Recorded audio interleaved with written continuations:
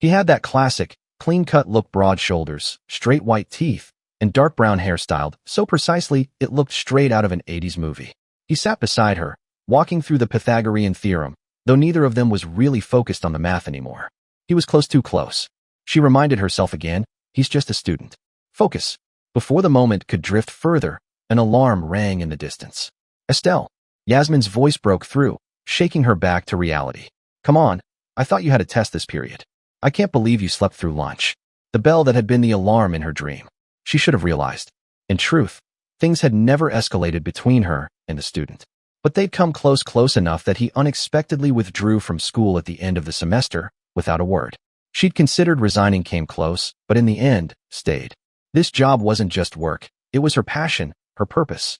And after that incident, she vowed to maintain strict professional boundaries.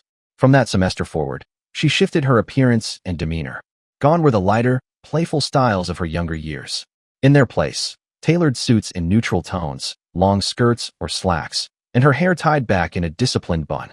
Her figure had changed over the years, not heavy, but clearly past the vitality of youth. She barely left campus anymore except during mandatory breaks, or when fellow teachers, Yasmin especially, insisted she join them for blind dates. Estelle shook her head, gathering her books and her focus. She couldn't afford distractions. It was time to administer the Chapter 12 geometry test. Around her, students of Peterson Boarding Academy hurried to their next classes. As she passed the principal's office, his secretary, Greta, waved her down. Got a test, Greta. Can it wait? Greta rolled her eyes and handed Estelle a slip of paper. This is your new junior teacher. He'll take over the level 1 math classes. About time. I know, but Greta's phone rang. Ugh. Hang on. No time. Estelle gave her a quick nod and made her way to the classroom. Okay. Greta picked up the receiver and smothered the mouthpiece against her chest. He's here already, but Dan's giving him the grand tour. He'll stop by your room after 6th. Got it. Thanks. Estelle glanced at the resume as she dodged a group of students. Nothing special jumped out at her except that Mr. Williams was a new graduate. Just what I need, she thought as she opened her door. Another damn student. In her severe suits and conservative demeanor, she had earned the nickname The Undertaker, especially on test days. She did have a reputation for being stern and hard to please. Students congratulated each other on surviving her classes. Still, she knew they were learning and they knew she cared. 3 graduating classes had named her Teacher of the Year. She had not always been the strict one. 10 years ago, she often let her hair down literally as well as figuratively. But after, she stopped her thoughts deliberately. Past is past. She made the changes she made because they were necessary. She stood up, startling herself if not the test takers, and began walking between the rows of desks. She forced her concentration on her students who needed help, who should move to the advanced classes, who was cheating. She heard the soft tap of folded paper hitting the floor and shifted over a row. She was able to arrive just in time to slip the note out of Wilson's fingers. Wilson's eyes darted to his right to Tran, and Estelle realized that the contents of the note probably had nothing to do with math. My desk. After class, she said just above a whisper, both of you. Sheepish responses came from a pair of embarrassed students, and she continued down the row. After the test, she lectured them both soundly and gave them a week's worth of detention. Separately, the note specified what they would do if left to their own devices. During the next class, Estelle had an easier time keeping her thoughts on the present. The algebra lesson plan was more active and more complicated. She was gratified when, as the bell rang, more students looked hopeful than hopeless. A few had specific questions and stayed late to get detailed help on the blackboard. As they worked, Estelle slowly became aware of someone waiting by the door. She paid them no attention. In the classroom, she focused on the students first. Everyone else could wait. One of the girls turned, gave a short gasp, and dropped her chalk. Her friends giggled, and the 3 began whispering. Estelle struggled to refocus them on the problem at hand, and snuck a peek at the boy. Only a boy could have caused that kind of reaction. Not a boy, a man. Adonis. Adonis was leaning against the doorframe of her classroom. Adonis stood in the doorway of her class and grinned at her. Shoulder-length wavy dark brown hair clasped neatly at the nape of his neck. Glasses served to frame a pair of lovely brown eyes. A well-trimmed beard and mustache accented a strong jawline and chin carved out of marble. A suit graced the body, and if it was not designed to fit that broad chest and tapered waist, then it was certainly damn well tailored. Adonis stood there and grinned at her. Estelle swallowed hard, as lust it may have been a while, but there was no mistaking that feeling. Lust turned off half of her brain cells. Thank God for Johnson, who was still working on a problem on the board and asking for help. Estelle turned back to the students and managed to keep focused through the procedure. Davis whispered at one point, "Who is he?" She whispered back, "I don't know. Probably someone's parent." Davis glanced at him again and shook her head. "I don't know. Nobody's dad looks like that." Estelle was inclined to agree. He looked distinctly unparent-like. When the students were all more confident with the work and Estelle felt capable of looking at him again, she dismissed them and watched them leave the room. He was still standing there, still grinning. Still Adonis. She made a show of straightening her desk to hide her own growing grin. When he did not speak, she ventured, "May I help you?" "Yeah." His voice was as lovely as the rest of him, a smooth, rich baritone that threatened to buckle Estelle's knees. She waited for him to continue. He did not. She looked at him, he at her. He kept grinning. Either he was psychotic or his face was paralyzed. It was at once distressing and arousing. Something about it was vaguely familiar. Maybe he was not a parent, but a sibling? He seemed to want something. She desperately wished it were herself. That grin was spine-tingling. Has it been that long since I was attracted to someone? She wondered. Am I that much of a spinster? She ran out of papers to shuffle and looked directly at him. It was like looking directly at the sun. "I'm very sorry, but I do have other things to do," which could have included staring at him all year. "I am Ms. Bogout, head of the math department here. You are?" "Cal." He grinned even wider as if the name were the question and the answer in one. Gorgeous as he was, Estelle was beginning to find the conversation a bit one-sided. Is that a name or an adjective? It took him a pair of seconds to get the reference, then his maddening grin changed to a velvet laugh that Estelle would have given her right arm to hear again. He actually blushed then and ducked his head. "Cal Williams, ma'am." The gesture was definitely familiar, but the name was not Calvin Williams. "I see. Can a god be named Calvin?" she thought. Aloud she asked, "And you are?" That froze him. Actually broke through whatever secret joke he was telling. You don't know who." He stood upright then, his whole manner changing from confident, controlled to off balance, and unsure. "I thought you'd," he trailed off. Without that grin charming her witless, Estelle's brain began to function and she remembered the resume. "Oh, yes, Mr. Williams." She shifted through one of the new stacks of paper and pulled it out. "Mr. T. Calvin Williams, my new first-level math teacher. I'm so sorry. Greta did tell me that you would be stopping by." Yeah." He seemed about to say something, then abruptly closed his mouth. She watched him for a moment. He looked like a kid being sent to the principal's office for the first time. "Is something wrong?" she asked.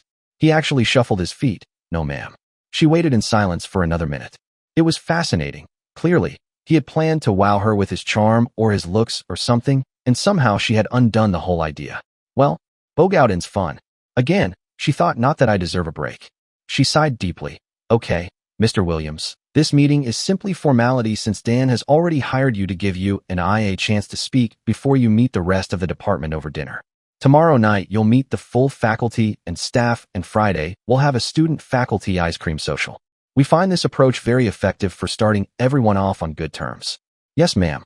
Her heart ached over that ma'am. It made her feel 400, not 40. "I can read this any time." She dropped the resume on her desk. "What should I know about you that's not on this paper?"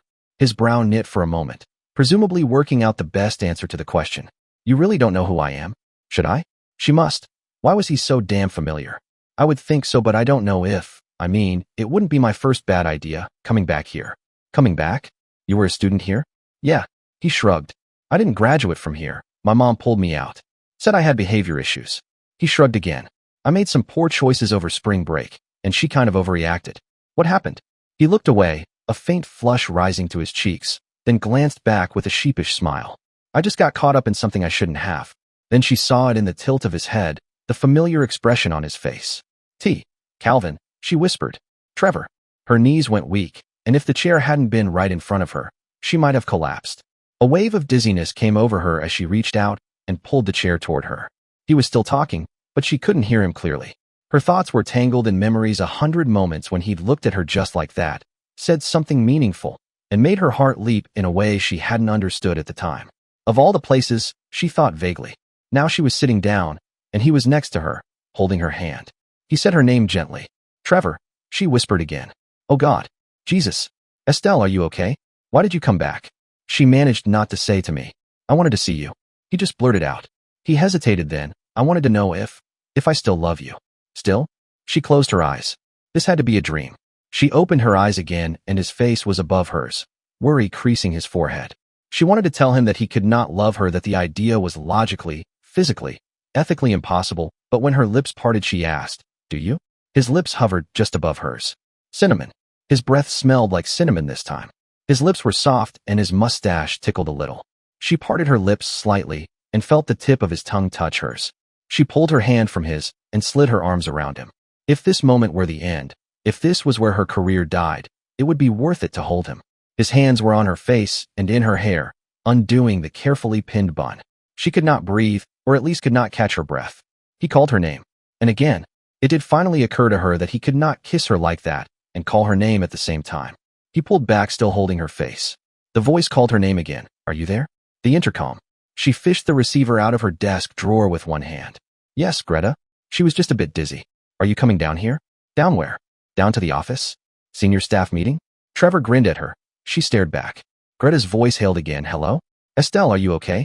Fine. She took a deep breath. I'll be down in a minute. She started to put the handset away, then stopped. Greta? Yes? Should Calvin attend the staff meeting? No, send him to my office. I'll keep him entertained. Have you seen him yet? Yes. Trevor's grin widened, and he blushed. I'm seeing him now.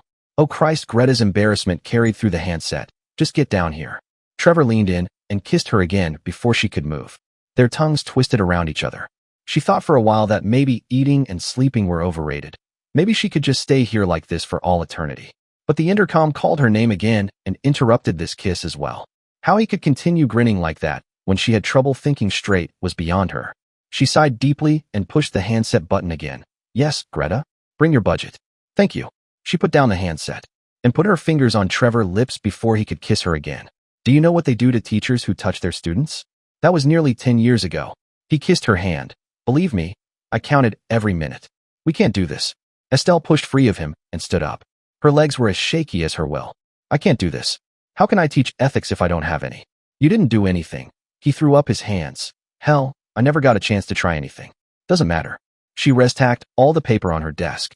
The budget copies were in her office. She moved toward the door. Tell me you don't want this. I don't. Trevor stepped into her path, blocking her. Tell me you don't want me as much as I want you. I have a meeting. They're waiting. She looked at the door, the floor, the anything but him. Estelle. He put one hand on her shoulder and lifted her chin with the other. Look me in the eyes and say you don't love me the way I love you. His touch was electric. She could not tell if it was agony or ecstasy. She could feel the tears welling up in her eyes. She knew that she could say the words, but she could not mean them. Instead, she said, this is a scene from a bad romance novel. He let her go then, the grin gone, and she practically fled down the hall and the 2 flights of stairs to her office. Once inside with the door shut, she let herself cry for a minute. It was absurd. Abruptly, she knew the truth. That kiss had told her as much as it told him. She had not been penitent all those years, hiding behind a conservative, nearly prudish manner. She had been waiting for him, waiting for legality to catch up with a relationship that morality would not touch. That thought scared her. She was truly so ethically bankrupt that she was considering a student as a lover and had been for years. Time was offering her a loophole. She could have him now, publicly, no strings attached. They never touched. While there had been some potentially compromising moments, they never actually shared anything inappropriate. She had sinned in her heart repeatedly, but not once in the flesh. But her conscience knew the truth. This relationship started when he was a child under her care. How could she overlook that? She pondered the thought as she wiped her face, found her budgets, and walked over to the administrative wing. As she neared the office, she could hear Greta laughing. Estelle opened the door to find Greta, barefoot, sitting on the edge of her desk, while Trevor knelt on the floor in his shirt sleeves. His jacket and tie lay crumpled in a pile with Greta's shoes. Hi. Greta giggled. Is he insane, or what? Trevor stood up. I was explaining to Ms. Clark why I don't work in preschools anymore. Estelle found her eyes traveling over his chest and along the visible muscles in his arms and shoulders. A warm shudder passed through her. She wished he would put his jacket back on. I see. She finally managed to say, are the others in the conference room? Yeah. Greta's face went quizzical. What happened to your hair? Estelle touched it and realized that Trevor's fingers had not only undone the bun, but also teased loose most of the braid as well. She glared at him. He bit his lip to keep from grinning. She forced a smile that felt wrong and tried not to sound bitter. Have fun, and then went into the conference room before either of them could reply. Inside, Dan and the other departmental heads were already discussing preliminary changes that Estelle cared deeply about yesterday, but had lost their importance now. She took the empty chair that Yasmin routinely saved for her and tried to stop thinking about Greta and Trevor. She felt a soft prodding at her elbow and realized that Yasmin was passing her a notepad. She pushed it back, acutely aware of having given detention to students for the same activity. The meeting was 2 hours of hell. As if a budget meeting was ever fun. This one included by department changes, which were mandated by the board. The only positive news for Estelle was that her request to expand her department was approved, although now she was less than pleased with the decision. The meeting ended with plenty of time for her to attend the welcome Calvin dinner. No one was in the office as she left the conference room, and it was abundantly clear to Estelle that she did not want to know if Trevor and Greta were not in the dining hall. As Estelle left the building, she turned instead toward the teachers' dorms, not really caring if anyone noticed. Yasmin caught up with her, and they walked in silence for a while. Finally, Yasmin cleared her throat. "You're not usually late for meetings." Estelle hoped that Yasmin was going to let this drop. "No, I'm not. Your hair's undone, you know. Why does everyone care about my hair?" Estelle snapped. She sounded guilty, even to herself. The pin slipped. "That's all." "Oh." Yasmin accepted the answer casually. They were silent for another few feet. Then, "So what do you think of Calvin?" Estelle managed to swallow her first answer and clenched her jaws tight. "I will not be jealous of an imagined flirtation over someone I shouldn't even be considering in the first place." She thought, "This is not happening." "Estelle, I do not want to discuss it." She snapped. They reached her building, and Estelle opened the front door intent on slamming it shut, except that Yasmin lived in the rooms next to hers. "What's to discuss?" Yasmin sounded confused, but as they took the stairs to their floor, her tone changed to suspicion. "Unless you mean that the tousled hair and Calvin are related." Estelle did not answer. Yasmin seemed to have no problem connecting all of this by herself. "I was thinking, Estelle must have finally given it to that cute Latin groundskeeper, and that's why she's late, and looks like she just got out of bed. So when you said to drop it, I switched to a neutral topic, the new guy." Yasmin stepped into Estelle's door as if she'd been invited and made herself comfortable on the couch. "So what your behavior is telling me, unless you want to correct me, is that the hair was tousled by the new guy." Yasmin waited smugly for a reply. Nothing happened. Estelle sank into the armchair and wished it would swallow her whole. Calvin did not tussle the hair. Estelle closed her eyes and mentally gave up. She was eventually going to tell Yasmin everything anyway. She might as well do it now. "Yasmin." "Yes?" "Shut up." Yasmin sat up straight, half indignant, half amused. "Excuse me? This is complicated, so just shut up and listen and let me get the whole thing out before you comment, okay? I had no idea this was." Estelle cut her off. It's not. It's not cute or juicy or whatever. It's ugly, and I just want to get it over with before you pry the whole thing out of me one piece at a time." "Okay." Yasmin sounded a little more reserved. "Okay." Estelle took a deep breath. "For starters, nothing happened. Today. Or then. When we first met. Nothing ever happened. I think that's the only way I've been able to live with myself. Nothing ever happened." "What are you talking about?" "Trevor and I know each other." "Calvin." "Calvin is his middle name. When I knew him, he was Trevor." "And you're sure it's the same guy?" "He's sure." Estelle paused and remembered the first time she saw him so long ago and the man she saw today. "I haven't checked his fingerprints, but I know. It's him." "Okay. You know Calvin." And Estelle stood up, and it was about 10 years ago, and she began pacing. 10 years ago, he would have been in high school, and I know you were here. So where did you meet?" Estelle stopped pacing and looked at the floor. She knew Yasmin would make the obvious connection, and she did not have to wait long. "He was a student here." Yasmin's voice was drained of its earlier humor. "Exactly what constitutes nothing? No physical contact I didn't have with any student. We danced at the prom once, but I danced with everyone who got A's that year. We used to talk a lot, but never alone, always in public, in the open, the dining hall, the library. Not on the phone or secret notes or things like that. Usually there was a group of kids. Although it was just me having some sort of bad face. He'd say exactly what I was thinking or just what I needed to hear, and I'd just..." She shivered, remembering. "I thought when he graduates, this will just go away. And he never seemed aware of it. I mean, he'd give me that smile and oh God, I'd just melt. But he smiled like that at half the girls on campus. He had a little harem practically. He always had a girlfriend. So then why is this a problem? I was tutoring. We had just started the tutoring program. You don't tutor. It's practically a law. This is why. I had 5 kids on my initial roster. He was one of them." Estelle sat down. Everything was fine. He was already a B math student, but he kept insisting that he really wanted to understand it the way I did. He knew he could be a student if he just saw it clearly. She started pacing again. "So, we went over a few problems. We talked about his weak points. We were going over the theorems, and he was sitting on the desk next to me, and all of a sudden, I don't know, he wasn't a student. I wasn't a teacher. All I could think of was those lips touching mine, and then the bell rang, and we both must have jumped 10 feet. And after that, I told Dean Hunter, you remember him? I told him that same afternoon that I was uncomfortable with the tutoring program because of some personal issues, and I didn't want to go into detail. He drew his own conclusions and pulled me out of the program. What about Calvin? What did you? Nothing. After that, I avoided him like the plague. In class, I couldn't avoid him, but I stopped going anywhere I thought I might see him. I see. I couldn't trust myself. I was afraid of giving in, like she did in the classroom today, and doing something I'd regret. And then spring break came and everyone left. Estelle closed her eyes and remembered the relief and pain of watching him leave. He came back just long enough to withdraw. After that, I never saw him again and never felt like that about any other student. She let out a rueful laugh. I never felt that way about anyone else. Yasmin ignored it. Why did he withdraw? I don't know. Estelle shrugged. Hunter handled it, and he wouldn't discuss it. Just said that his mother had some issues, and it was best for all concerned if Trevor moved on. Yasmin thought it over for a moment. Her brow furrowed as she absent-mindedly bit a fingernail.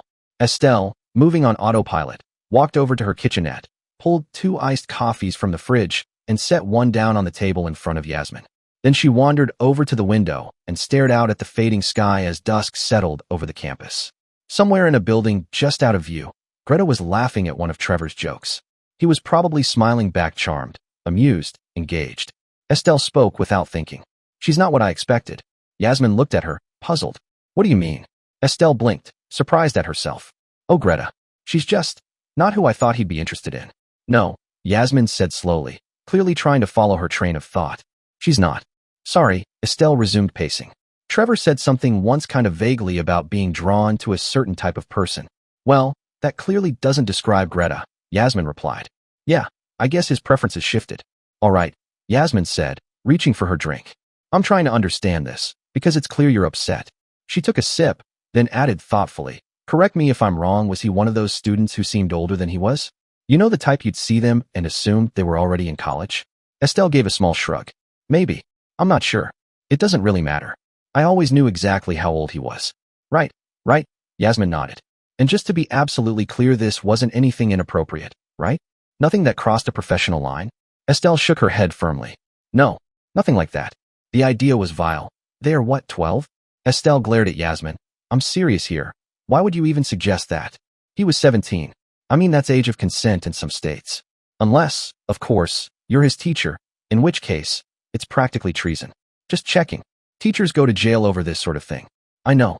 Yasmin finished her drink in one long pull. So it was this kind of Harlequin romance novel cover thing with a 15-year-old you leaned in too far and your lips sort of met? He was 17, and the bell rang before we made contact. But, yeah, it felt like that. And there was no other inappropriate contact ever. Never. Until that moment, I thought it was just some weird thing about me. Even after, I wasn't entirely sure if he felt it too. She shivered, feeling the sensation of his lips on hers. I wasn't sure until today. Okay then, I'm lost. You are upset because you did not touch a student you should not have touched. Is he accusing you of something? No. Estelle's pacing was becoming frantic. No? Don't you see? I tried to kiss a student. I wanted to kiss a student. But you didn't kiss a student. Who would believe that? If you didn't kiss him, no harm, no foul. Yasmin banged the empty bottle on the table. Quit pacing. You're making me dizzy. Estelle dropped onto the corner of the table with a mumbled apology. I thought this was over. Why'd he come back here? Judging by the look of your hair, to collect his missed kiss. Yasmin ignored Estelle's icy stare, did he? The last thing Estelle wanted to think about was holding him and those lips smoldering against her own. Yes, she said shortly and picked up the empty bottle. Yasmin followed her into the kitchenette. Well what? Estelle kept her back, turned while she looked randomly through the nearly empty cabinets. She was not hungry, not for dinner at least. Yasmin finally reached over and held the cabinet door shut. Well, was it worth a 10-year wait? She really did not want to answer that one. It was worth a 20-year wait, a lifetime, but you know the fruit's forbidden when it tastes that good. It was a kiss. She tried to remain matter of fact. Just a kiss. Just a kiss. That's all. Okay, miss, it was just a kiss. That's all. Then why are you here pacing and worried about Greta instead of at dinner with Mr. Kisser? A dinner that, might I remind you, was organized for your department? You aren't being helpful. Estelle let go of the cabinet and walked back into the living room. I'm going to bed now. Thanks so much for all your advice. I haven't even given any yet. I know. Estelle sighed, rubbing her temples. Good night, Yasmin. Fine. Yasmin rolled her eyes. On the way out, she paused to grab the coffee Estelle had left on the windowsill and waved it at her. Call if you need anything. She paused again at the door. Honestly, I think you're being too hard on yourself. If you and Trevor had really crossed any lines, Hunter would have come down on you like a hammer. If things were innocent, then you've got nothing to worry about. I saw him this morning. He seemed fine. If it were me, I'd just let it go and move on. She left, closing the door behind her, leaving Estelle even more conflicted. Estelle did shower and change into her favorite pajamas, but instead of going to bed, she sat at her desk and tried to focus on reviewing lesson plans for the upcoming week. Concentration proved difficult. Thoughts of Trevor and Calvin kept sneaking into her mind. She shook her head, trying to focus, but the memory of their presence was hard to block out. Eventually, she dozed off at her desk and startled awake sometime later, heart racing and unsettled by a vivid dream. She got up, turned off the light, and finally went to bed. As she lay in the dark, she couldn't help but wonder if staying true to her principles was always going to be this complicated. Estelle woke late from a restless sleep, knowing that her dreams had been about him. She took a cold shower, which only served to irritate her even more, then carefully braided and twisted her hair into a tight bun. She dressed in her least flattering suit in hopes of dampening her ardor. She grabbed a cup of coffee in the teacher's lounge on the way to her first class. Most of the students had beaten her there, which was a first for her, and as she entered the room, none of them noticed her. They were all focused on the blackboard and the drawing of a pool table. Trevor stood in the middle of the bunch, animatedly explaining how understanding geometry had made him a better pool shooter. He was so completely engrossed with the students that he did not see her. But she saw that gleam in his eye and knew this was real. He was not just trying to get close to her, he really was a math teacher, which sounded paranoid. Then, her heart was racing again. He looked like a god. He taught math, and he wanted her. He would be perfect if there were not a question of breached ethics hanging over her head. I can't do this, she thought. I can't stand next to him. She took a deep breath, trying to get a hold of her nerves. I'm so glad, she said in as firm a voice as she could muster, that our new Mr. Williams has found a practical use for math that you all can appreciate. Agreements to that murmured through the group. There were a few chuckles as the bell thankfully rang, and the class moved quickly to their seats. Only Trevor refused to look at her. I'm sure Ms. Bogout is ready to start class now. His voice was flat, having lost all of the charm it had only moments before. I'll finish this another time. Estelle waited until most of the students had taken their seats before approaching her desk. Trevor kept himself occupied, erasing the blackboard. She was aware of his presence behind her, a quiet, steady energy. Standing that close made her feel slightly tense. Her heartbeat picked up, and she took a couple of deep breaths, relieved when he moved to find a seat. A few students chuckled, and she glanced over. Instead of sitting at the empty desk by the window, Trevor had settled himself on the windowsill. She had to suppress a grin. There is a desk in front of you, Mr. Williams. I'm quite comfortable here, Ms. Bogout, he replied evenly. Unless you prefer I sit somewhere else. Estelle felt her face flush. You're fine where you are, Mr. Williams, she said far too quickly. She steadied herself and in a more normal voice continued. Good morning, ladies and gentlemen. I gather most of you have met Mr. Williams. He'll be taking over this class and a few others as of Monday. She was gratified that several students asked why. I'm not going anywhere, but someone has to do the paperwork. I'll still teach all of the advanced placements, and we're adding 2 more sections, so you all will see plenty of me for a while longer. In the meantime, let's make Mr. Williams feel welcome, shall we? Trevor smiled and waved at the class, and Estelle had the insane urge to pull him down and screw him on the classroom floor. Get a grip. She chided herself repeatedly. This is crazy. She tried to focus. Okay, let's get started with the homework. Mr. Meyer, will you let Mr. Williams follow along with you, please? It was easy after that. For the next hour, Estelle was able to keep occupied with the business of teaching, and Trevor stayed quiet. She was giving the homework assignment when the bell rang again. 2 students with questions about the material spared her speaking to Trevor. The next set of students flooded in before the last set finished leaving. The next 3 classes passed in roughly the same way, keeping Estelle's mind largely off Trevor's presence. When the lunch bell rang, she was appalled. The last group of students rushed out, and no one flooded in. She refused to look at him. Instead, she began ordering her desk. Again, you missed dinner, he finally said in that velvet tone of his. It made her think about candlelight, satin sheets, and Teddy Pendergrass. When she did not reply, he continued, I met everyone, I think. Frank, Rachel, Dan of course, and Anya, is it? Yes, Anya. Greta was there, which was nice. She made most of the introductions. She could hear him moving, but did not dare to turn around and risk another kiss. They tell me it was a day of firsts. My first day, your first time being late for a meeting, your first time missing a staff dinner, the first time anyone's seen your hair out. Whatever reservations Estelle had were quickly melting away under the fire of that voice. She closed her eyes and prayed that he would not touch her, even while desperately hoping that he would. She could feel him moving behind her. His hands were soft and warm where they caressed her neck. She had to bite her lip to keep from groaning aloud. His voice was just as soft and warm when he whispered in her ear, "I remember seeing your hair out." She shivered and said nothing, did nothing while he uncoiled then unbraided her hair. It fell in soft waves around her face and shoulders. He combed his fingers through it. Estelle thought she might orgasm from that alone if he did it again. She was saved by the intercom. Again, her hands were shaking as she opened her desk drawer, and she had to try twice before her voice was audible. "Yes? Where you at?" "Yasmin." Estelle silently swore. "My classroom." "Why? Are you with a student?" "No." She cursed Yasmin again. "Are you on your way?" Exasperated, Estelle nearly snapped into the handset. She bit back her first response and instead asked, "I'm in conference at the moment. What do you need?" "I need you to join Greta and me in the office. You promised to finish updating your midterm grades today? Or did you forget?" Estelle swore audibly this time. That would be her entire lunch hour spent in the office instead of here. With him. He was still stroking her hair. "Right," she snapped, no longer attempting to hide her frustration. "On my way." This was probably a good thing. She was very aware that every time he touched her, something interrupted them. It seemed a very large clue that it was wrong, very, very wrong to allow this to proceed any further. So why did it feel so right? She let the handset fall back into the desk drawer. "I have to go," she forced herself to say. He did not move away. He was not holding her. He was just standing tantalizingly close. She searched for a moment to find her grade book. It was in its proper place, but she was too rattled to think straight. She squeezed past him, feeling his body firm against hers. It felt so good she wanted to weep. She was almost out of the door when he finally spoke. "We have to talk, Estelle." "We?" He paused and sighed. "I can't keep doing this. How about dinner tonight?" She shook her head. "Too public. And tomorrow night as well. We'd have to go off campus Saturday to get any real privacy." "Okay." He jumped at the idea she had not actually meant to suggest Saturday. "I'll take you someplace nice quiet. Just talk and dinner.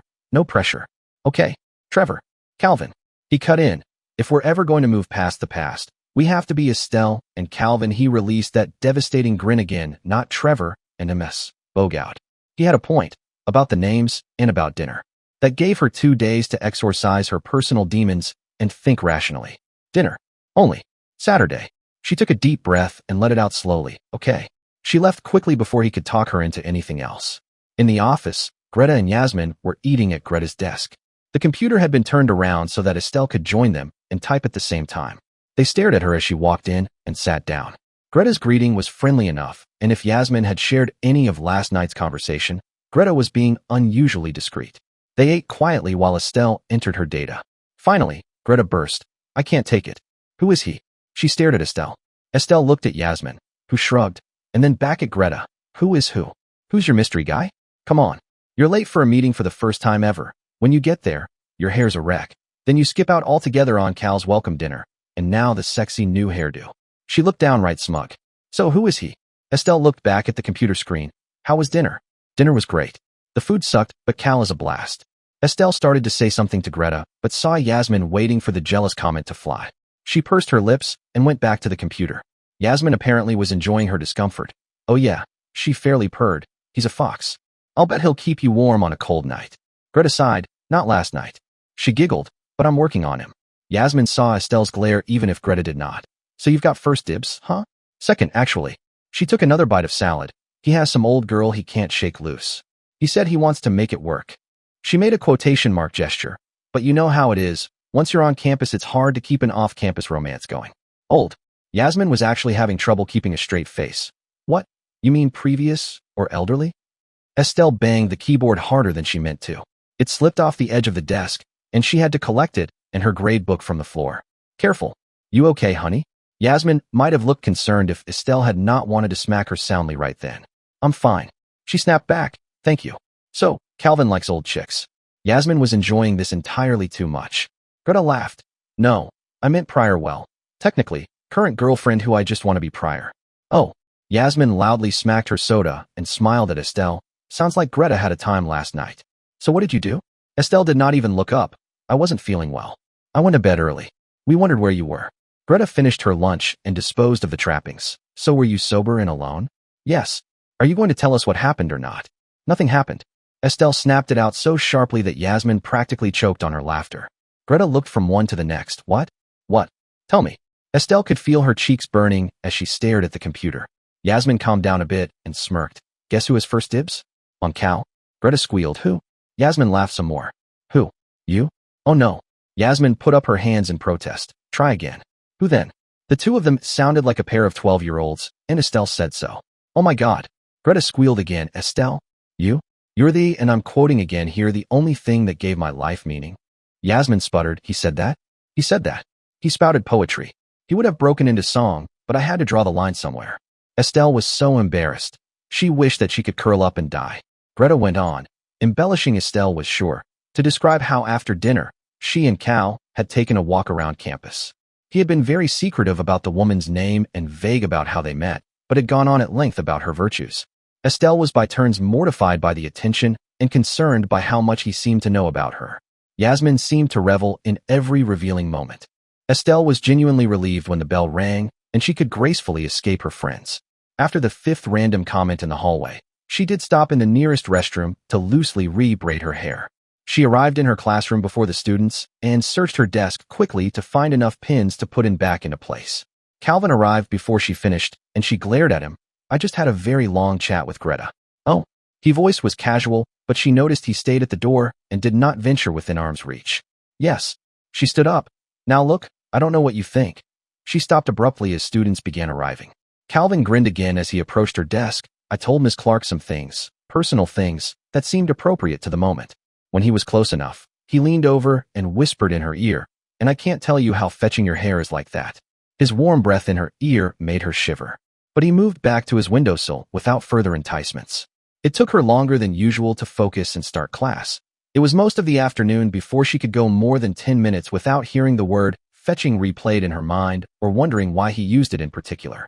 Near the end of her last class, she glanced at him. He was grinning at her again. She could not take it. Mr. Williams, she used her stern, no bullshit voice. Is there something amusing going on that you'd like to share with the class? He actually grinned wider. I can honestly say no, Ms. Bogout. Is there something, then, that you would like to share with your classmates? His eyebrow arched, a note of offense, perhaps. Classmates? I remind you that you are not teaching this class. She paused. Yet. Oh. The grin faded while he pondered that. Then, infuriatingly, it broke free again. I would like to say to my classmates, he turned slightly to face them, that I hope to be as good a teacher as Ms. Bogout, who is excellent. He glanced back at her, then continued. But, confidentially, I hate grading homework, so I give way less that she does. There was the expected amount of cheering and laughter at this news, and Estelle threw up her hands knowing that any useful teaching was done for the day. When the bell rang a minute or so later, half the students gathered around Calvin instead of rushing off. Estelle was glad it gave her some time to start grading the tests she had forgotten without thinking about him. It was not long enough. She was only on her fifth paper when she realized that the chatter had ceased. She looked up and was surprised to see him looking back, not grinning from a desk in the second row. My assigned seat. He confessed with a self-conscious laugh. When it passed, his face was still. Artists must love that face, she thought. And photographers. Each detail seemed to highlight the strength of the next. He swallowed hard as if for once she had affected him. I had forgotten, he said softly, how good you are. She watched him, waiting to hear what was next. I mean, I watched them all day and you can see it. You can see the moment when these dry, pointless, complicated theories suddenly make sense to them. And then they're engaged and they want to learn. And you make it happen. Estelle nodded. This was not something that a stack of teaching awards had not already told her. I just wanted you to know. I don't just love you. I respect you. As an educator, I'm in awe of you. He stopped and stayed silent. You have a crush, Trevor. It would be simpler if these feelings would just fade away. You have a crush on who you remember me being. I'm not that person anymore. Trust me. Go out with a few people. Stop being so obsessed with me, okay? She was not sure who was guilty of obsession, but she was not going to tell him that. He smirked. Estelle, I'm not a child. Don't think I can't tell the difference between love and lust, or that you've been the only one in my life. I wasn't a virgin when I met you, and I didn't live like one because you weren't around. That cut a little close to home, and Estelle looked back down at the papers in front of her. I'm here to plead my case, so to speak, he said after the silence became awkward. You're right. I don't know you now. And I want to get to know you now as an adult when you are free to really be with me. So far, I gotta tell you, my feelings haven't changed. And I didn't arrive expecting you to jump into my arms. He paused. I did hope you'd know me.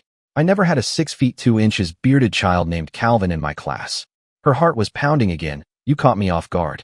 I could see that. He stood up. The truth is, Estelle, I do want you. I mean, My teenage fantasies are all running rampant through my mind, but I can wait. My feelings for you are more than just lust. He headed for the door. I'll see you tonight. He stopped and looked back at her. Would you wear your hair out for me? Just that? I won't ask for anything else. He left while she was still contemplating a response. His presence made her light-headed and warm. She realized that she was shaking and knew that she would not be grading any more tests today. She grabbed the cup she kept on her desk and stood up. She recognized the feeling of her blood pressure dropping, but could not understand why it did so. The ammonia was too strong, and Estelle tried to pull away from it. Someone was speaking, and it took a moment to recognize the language and a moment more to realize that she should respond. She tried to speak, but knew something was wrong when it sounded like gibberish. Yasmin was holding the ammonia caplet, looking over her shoulder at someone else. She's awake, Steve. The school nurse appeared in Estelle's field of vision. Hey, just relax. He said in the overly calm manner of a pediatric nurse. What's your name? It was the last question she expected, but it did help clear a little of the fog. Estelle. What's going on here? Good, Estelle. It's okay. You just seem to have bumped your head. He ran his fingers over her head. Tell me if anything H. Estelle's loud ouch answered the question before he could finish it. Okay. Yeah, that's a good-sized bruise. Okay, Estelle, I'm going to ask you a couple of easy questions, okay? Then we'll just run down to the health center. How's that? 40, Steve, not 14. Okay. He chuckled. Right, sorry. Forget sometimes. The questions were pretty standard. How many fingers? Follow the light. Can you stand? With Yasmin's help she could, but was still a bit unsteady. She protested, but they took her to the infirmary regardless. I'd like you to hang out for an hour or so, Steve said after he finished taking her blood pressure and temperature. Just to watch for concussion, is all. I think you must have hit your desk on the way down because that's a hell of a bruise on the back of your head. No more tight braids until that heals, okay? Okay, Yasmin answered for her. What are you, my mother? Sorry, but when I walked in, you looked dead. Yasmin shrugged. I got a little freaked for a second. An intercom beeped, and Yasmin pulled a handset out of her pocket. Yeah? Where is she? Greta's voice came back. Infirmary. Thanks. They were silent for a few minutes. Estelle's head began a dull throb that promised nothing good. She thought about how she would have reacted if positions were reversed. Hey, she said as loudly as her head could stand. Thanks. Yasmin waved it off, whatever. Her voice still had an edge of concern. Look, I'm going to go ahead and let you rest, right? Do you want? They both jumped when the health center's main door slammed hard enough to rattle the infirmary's windows. They could hear Steve's indignant shout. Then the infirmary door burst open, and Calvin paused long enough to find Estelle before beelining for her bedside. The tentative throbbing in Estelle's head moved up to constant as Greta and Steve followed, with poor Steve having a fit. Calvin ignored them all. He gathered Estelle's hands in his own. Are you all right? I'm fine. She tried to take her hands back, but he held them firmly. What did you do? Try to break the doors in. They were in my way. He gave Steve a quick look. What happened? Steve huffed, but answered. It appears she fainted. Again? Calvin stared at Estelle, as did everyone else. This has happened before? Steve raised an eyebrow. She didn't mention that. Calvin frowned. Yesterday. That was shock. Estelle interjected, but the two men ignored her as Calvin told Steve what happened before the kiss. I'm telling you, that was shock. They started discussing driving her to the clinic in town, still ignoring anything she said to the contrary. Over her constant objections, Calvin picked her up and carried her out of the health center to what turned out to be his car. Estelle could not see much beyond his wide shoulders, but could hear Yasmin telling everyone where she was going. Greta caught up with them before they pulled out of the parking lot with Estelle's purse and coat. Driving past the school gates, Estelle looked at Calvin and Yasmin in the front seats. You realize, of course, that this is a waste of time. Her head was pounding now, and Calvin bucket-back seats did not help. Don't care, Yasmin retorted. She directed Calvin to the clinic while all but leaning into the back to monitor Estelle. At the clinic, another circus began as Estelle turned out to be the only urgent care patient of the day. The staff whisked her into the examining room where they proceeded to poke or squeeze every inch of her they could reach. When the words CT scan and electrocardiogram started drifting around the room, Estelle reached her limit. She grabbed the arm nearest to her and fairly hissed. I need to speak to whoever's in charge of this right now. The nurse glared and rubbed her arm, but shouted for Dr. Ronaldo. An older gentleman broke away from discussion with Calvin and Yasmin to answer the call. He introduced himself and patted her shoulder gently. Just relax. We're going to run a few tests. Estelle interrupted him. I need to talk to you in private. I promise. I'll take any test you want, but this is just too much. The doctor studied her face for a moment. Then he nodded. Okay. He looked around at the staff. Okay, everyone, I need 5 minutes. I don't think she's critical. Anyone disagree? There were no dissenters, and the nurses and interns shuffled out of the room. Estelle snagged Dr. Ronaldo's sleeve and whispered them to, indicating Yasmin and Calvin. Gently, the doctor coaxed them out as well, citing patient privacy, and closed the door. When they were alone, Dr. Ronaldo pulled a chair over and sat backwards, flipping through her chart. It can be a bit much sometimes. Why don't you tell me what's going on? She stopped. I have some stress. I'm not handling it well. Not eating, passing out. Yeah, that's pretty bad. Who's not eating? Estelle did not remember being asked that. Your friends seem to think you haven't eaten in a couple days. She let out an exasperated sigh. See? They're driving me crazy. They are the stress? Well, he is.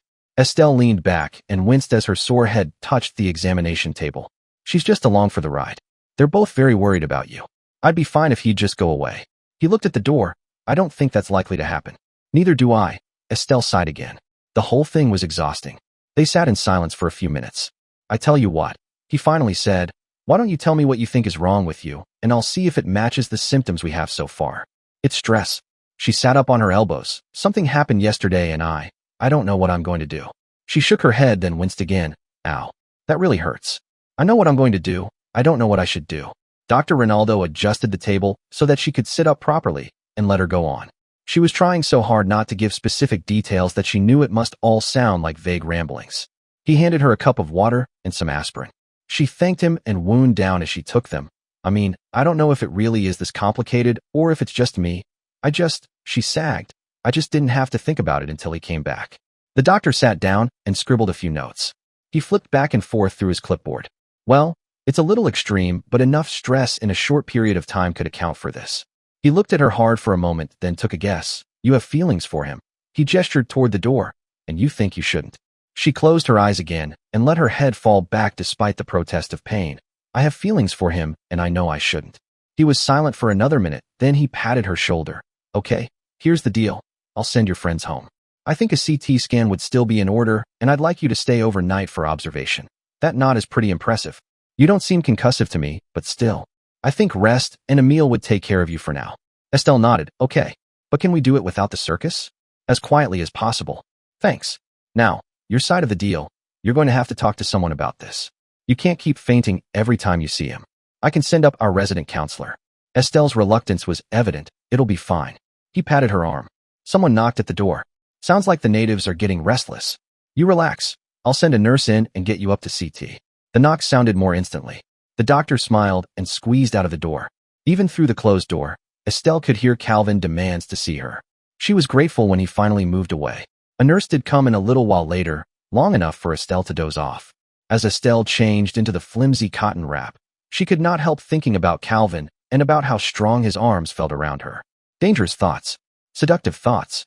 The CT scan took longer to prepare for than to actually run. The technician was efficient but thankfully friendly and made Estelle feel less apprehensive after she saw the tomb-like contraption. Afterwards, a nurse escorted Estelle to a room.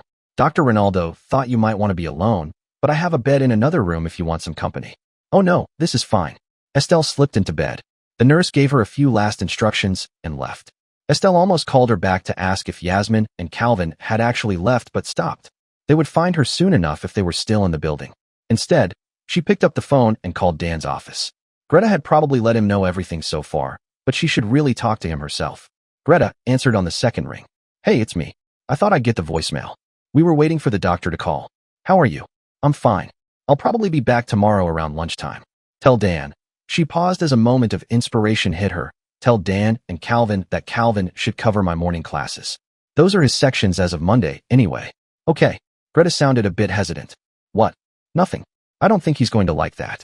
Who, Dan or Calvin? Cal. Do you want to tell him yourself? Oh God, no. But it was too late and Calvin was on the phone demanding to know how she was and what they were doing. Everything is fine, Trevor. Please stop. Estelle. His voice had that quiet, worried timbre. Estelle, I'm sorry. I didn't want this. Do you want me to leave? I'm not. His suave confidence was gone, leaving raw emotion. I don't want to hurt you. Her head began to throb again. I have to go. Take my classes tomorrow. She hung up. Even over the phone, she could not choose between running away from him and holding him tightly. There was a soft knock at the door and Dr. Ronaldo poked his head in. Hungry yet? He did not wait for an answer, but entered with two precariously balanced trays. He set one on the bed table and sat in a chair with the other. I thought we could talk over dinner. Thanks. She looked at the food without really seeing anything. I'm sorry. I guess I'm just not good company right now. It's okay, he said between bites. Food's not great anyway. He took a few more bites. I took a quick glance at your films. Everything looks good. I think you're right, it's just too much stress right now. Estelle nodded. She was not listening. She wanted to call Trevor. Calvin, she corrected herself. She wanted to call Calvin, tell him she loved him, had always loved him. She looked at the phone. It sat there like a coiled rattlesnake. She looked back at her tray. Estelle? She realized that Dr. Ronaldo had been speaking for several minutes, and she had not heard a word. You know, I don't have much ego, but you could at least pretend to listen to me. I'm sorry. I was lost in thought. He smiled easily. I'm kidding. It's okay, really. I just talked to him on the phone. Oh, he let the word linger knowingly. And I'm just all. Estelle could not think straight anymore. Flustered? Dr. Ronaldo suggested. Close enough. Estelle took a bite of her dinner.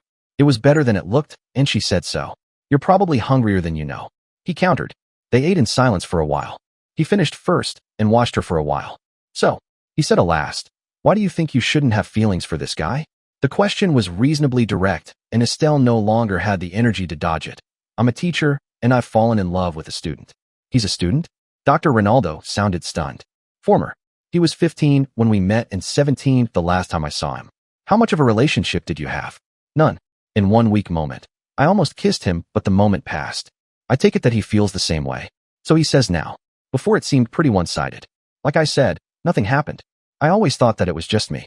Dr. Ronaldo leaned back, balancing his chair its rear legs. You had strong feelings, but not relations for a student.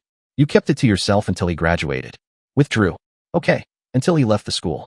Now, years later, he comes back claiming to feel just as strongly about you. About right?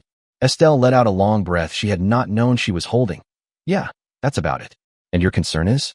My ethics, my career, my self-respect.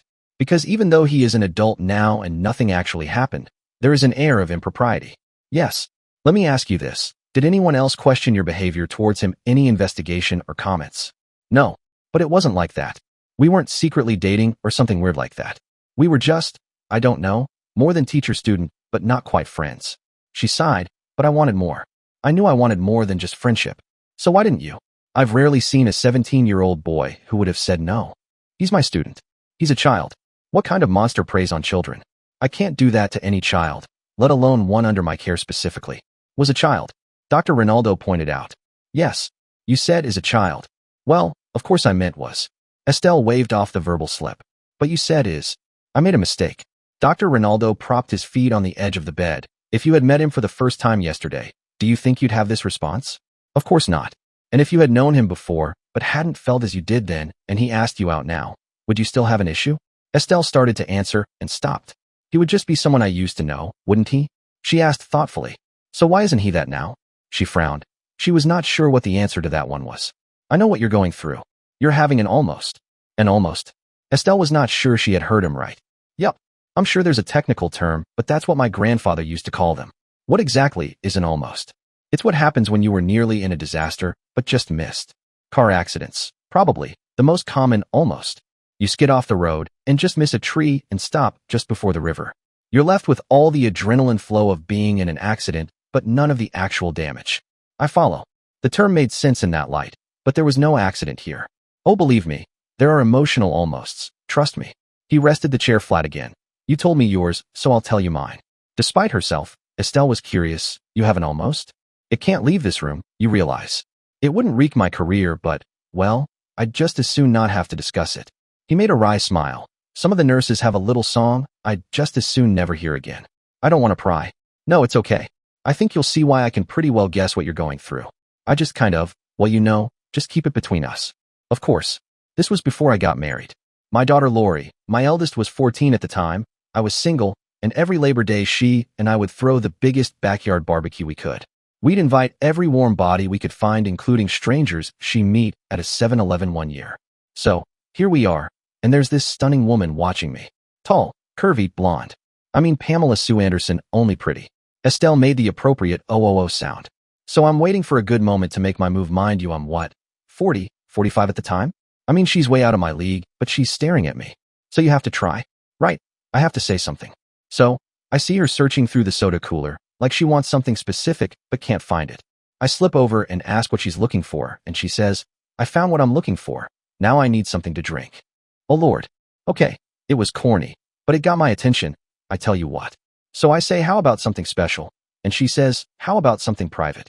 And by now the rest of my body is suffering from low blood pressure, if you kind of get my drift. I do, and I can see why. So at this point, she takes my hand and leads me back to the house, and I can't believe I'm not dreaming. And remember, there's like 100 people here, so we're not likely to be missed for 20-30 minutes. So we're threading through the crowd as she leads me like she knows where she's going. We cut through the dining room, and my little girl comes in from the other way, and immediately, Beautiful lets my hand go. Oh no. Estelle started to see where this was going. Yeah, should have been a huge red flag, but like I said, I wasn't thinking real clearly at the time. So Lori says, hi Dad. And I say, how's it going, sweetie? And she says, cool. Hey Stacy, Taylor and Ginny are staying the night too. And Beautiful say, cool. And what did you say? I couldn't say a damn thing. I was trying not to have a massive coronary. Estelle could not hide a smile even as she tried to be sympathetic. You poor man. What did you do? I got out of the room, went down to my den in the basement, had a good stiff drink, and shook for an hour. Wasn't that a bit extreme? And fainting isn't? He countered. Besides, you don't know what I was planning to do to that child. But, you know how eventually yours went away? Well, mine was my daughter's best friend from that point on. She was in the house damn near every day. Oh God. Estelle had nothing but sympathy for that. How did you get over it? I didn't. I mean, at first, I thought it was just lust, which was, of course, inappropriate, and I simply avoided her whenever possible and made damn sure I was never alone with her. Then I started noticing that it wasn't just any overdeveloped teenage girl. It was just her that I kept reacting to, which, I gotta tell you, scared the bejeebies out of me. Estelle nodded, knowing the feeling well. His face turned much more serious. Then, 5 years ago, Lori got married and Stacy trapped me on the dance floor. She said she needed some advice and all I could think was, dear Lord, please don't let me ruin my daughter's wedding. But anyway, she said that she had fallen in love with someone her father didn't approve of, and what should she do? And I said, listen to your old man, of course. Of course. And we talked about the nature of love, and how do you know it's real? And finally I said, if you really love him, and you're sure, then follow your heart, and I hope he makes you happy. And she says, me too, and kisses me. On the dance floor? On the dance floor. How did your daughter take that? Apparently, my daughter had known about Stacy's thing for me for years. How did Stacy's father take it? Not nearly as well, but he got over it. Oh, well, he had to if he wanted to give Stacy away at our wedding. Oh, Estelle felt a little foolish. I should have expected that, shouldn't I? He shrugged it off with a wave. I didn't expect it. Why should anyone else? The phone rang. Estelle jumped, started to reach for it, then stopped. Dr. Ronaldo answered for her, formally, Rockaway Clinic. How may I assist you? He paused, then rolled his eyes and mouthed him. No, I'm afraid she cannot be disturbed at this time. He paused again. Well, that will depend. He rolled his eyes again. It will depend on my patient getting a good night's sleep, sir. I suggest you do the same. Good night. He hung up the phone. I'll say one thing, he's persistent. He used to have quite a stubborn streak as I recall. Estelle agreed. Dr. Ronaldo sighed. Well, I'd better get on with my rounds. I'm sorry, I shouldn't have kept you here. No, really, I'm glad to chat. I'll stop by on my way back, and if you're still up, how about a hand of cards? She smiled, sure. And thanks. You've given me a lot to think about. Then you can decide how you really feel about Mr. Persistent. I already know that. Estelle sighed. Then follow your heart, and I hope he makes you happy. Me too. Good night, Estelle. Good night, doctor. He left, and Estelle looked at the phone again. She picked it up and called Dan's cell phone to leave a message saying that she would back on campus sometime Friday and back in the classroom on Saturday. Then she called Yasmin. What is going on over there? Yasmin blurted out when she heard Estelle's voice. Nothing major. I'm fine, I just can't talk to him yet. Are you somewhere he can't hear you? Hold on. Estelle heard some rustling and the sounds of the all-staff dinner in the background. Okay, talk. First, I really am okay. He said eat, rest, and do something about Calvin. Good advice. So I don't know yet. Entirely. But I can't think with him around, so I'm going to play hooky tomorrow and spend most of the day in town. Do you think you and Greta can keep him on campus all day? Not really, but we'll try. Thanks. I plan to be back by 3 p.m. I sort of want to talk to him at the ice cream social. With witnesses? With witnesses, he has to behave around. I lied. It wasn't just a kiss. I figured. Whoops. Grouchy boy just spotted me. Gotta go. Yasmin hung up with a sharp click. Estelle put the phone down and snuggled under the covers. When she awoke to sunlight streaming in, she had no memory of having dozed off. Everything was peaceful and clear for a few moments. She looked at the wall clock. First period had already started. She could not remember the last time she was still in bed after 8:30 a.m. It was almost sinful. There was a tap at the door, and a nurse entered with a tray of breakfast and a sheaf of incomplete paperwork from her admittance. She took her time finishing both and wondered how long it would be before the phone rang. The morning shift doctor came in, checked her chart and her vitals, and declared her fit for release, pending a final review by the counselor. The phone rang as he was leaving, and Estelle answered it quickly. There was a moment of silence. Then Calvin's restrained voice came on the line. Is this a good time to disturb you, Ms. Bogoud? I'm between physicians at the moment, yes. She smiled to herself. There was another hesitation in his voice, and Estelle realized just how upset he was. How many physicians are you seeing? Trevor. She started, but he cut her off. Ms. Bogoud, the students are here with me. The line went fuzzy as if a speakerphone was abruptly activated, and they wish to say something to you. Oh, the switch in his tone was abrupt as well. She was not sure what to expect. Okay. She could hear the whispered preparation, then on the count of 3, the whole room shouted, get well soon. We love you. She was overcome. Oh, thank you. I'm better already just for that. Truly. I'll be back tomorrow. In class, that is. I should be back on campus tonight, so save me a seat at the social. All right? Several voices promised seats next to them. She was warmed by the offers. Mr. Williams, may I have a word with you? Certainly. The speakerphone cut, leaving only the two of them. Yes, Ms. Bogoud? Are you okay? She asked him. Am I? He nearly exploded but regained control of his voice quickly. I'm fine. I hope you are doing well this morning. However many specialists you may be seeing. Only one. I needed a moment to think more than anything else. I got that last night. I don't want you to worry, all right? Did you get any sleep last night? I had a long talk with Yasmin. He cleared his throat. Ms. Bogoud, perhaps this would be better suited to a time when not quite so many ears were straining to hear. Oh yes. Estelle had actually forgotten that he was in the classroom still, of course. Good luck with fourth period, they're a handful. She hung up before he could respond and tried to wait patiently for the counselor. Around 11:30, a light tap on the door preceded Dr. Ronaldo's appearance. You got a minute? He chirped. Or 2 or 12. Estelle lamented. You missed our card game. I'm available now. Sorry, I'm on the clock. I'm supposed to be examining some stressed out woman. He looked at his notes and pretended to check her room number again. You're the resident counselor I've been waiting for? She wanted to throw something at him. You could have done this last night. I could have left right after breakfast. Yes, but then I wouldn't have a date for lunch. Stacy can't come down today. Estelle half smiled at that. That qualifies as abuse of power, you know. I haven't finished that exam yet. It's not too late to add delusional, you know? She huffed good-naturedly. Calvin is going to be very cross with you. I've had 2 meals with you before I've had one with him. The heart of the matter. And how are we feeling about Mr. Persistent this morning? I've already spoken to him. He in the second period geometry class called to wish me well. That was nice. It was. We couldn't talk personally, of course, but I felt okay afterward.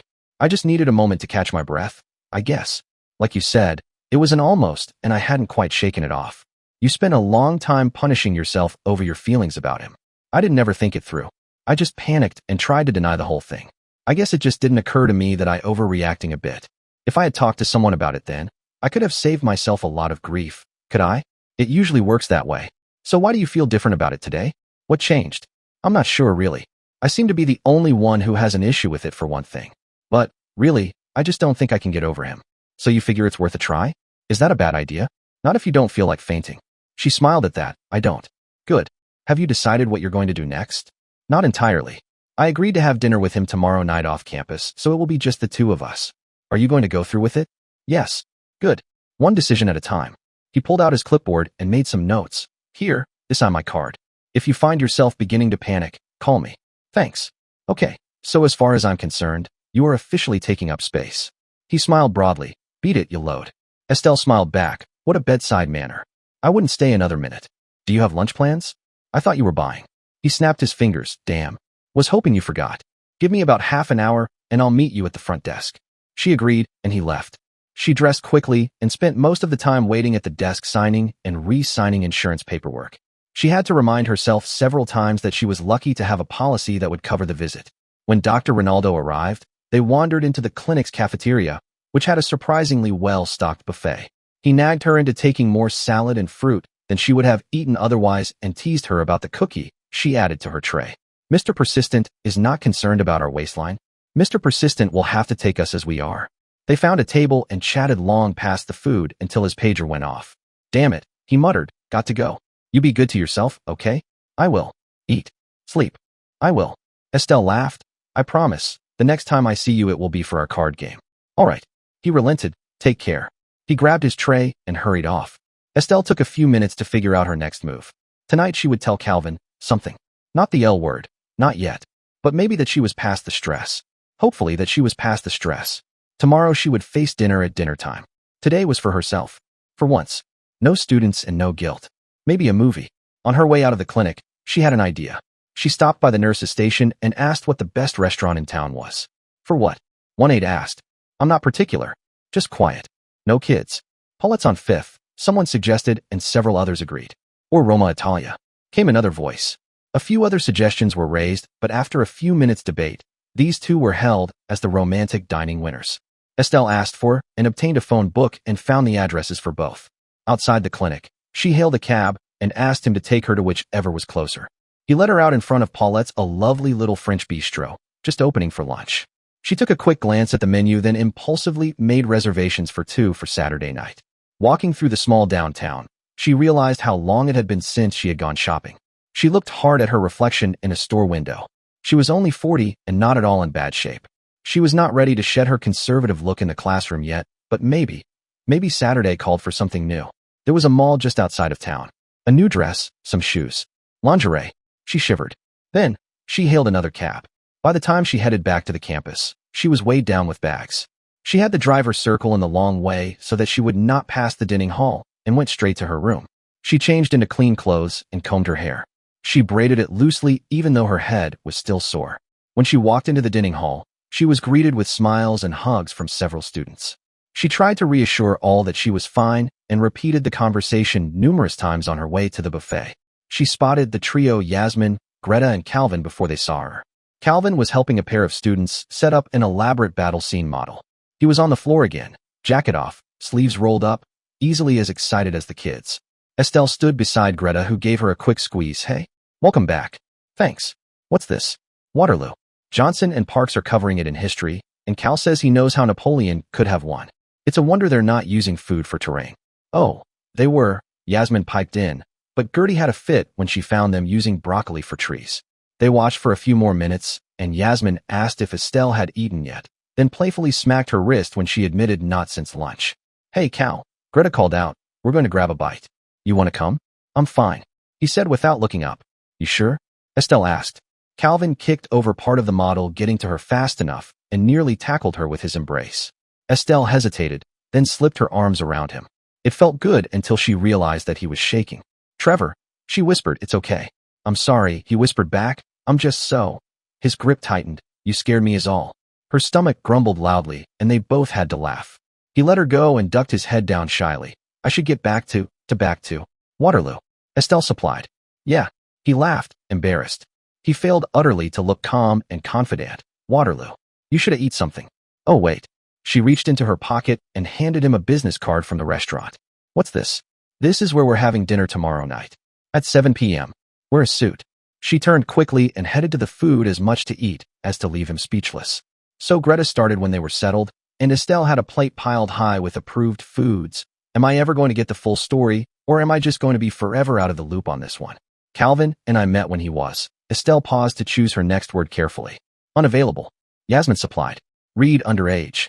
Greta responded, I figured as much. So are you two an item now, or what? I don't know yet. Estelle replied truthfully. Ask me again on Sunday morning. Yasmin snuck a carrot off Estelle's plate. You're keeping the Saturday dinner date? Estelle nodded. We're going to Paulette's. Yasmin and Greta seemed to approve the choice. What are you wearing? Greta asked. I went shopping today. Estelle tried to be casual, but could not hide her excitement. I went overboard. Dress, shoes, bra, everything. Estelle spent money? Oh my God. Yasmin clutched her chest in make-believe shock. Call the papers. Estelle ignored her. Greta, would you mind coming over tomorrow afternoon and, helping me dress?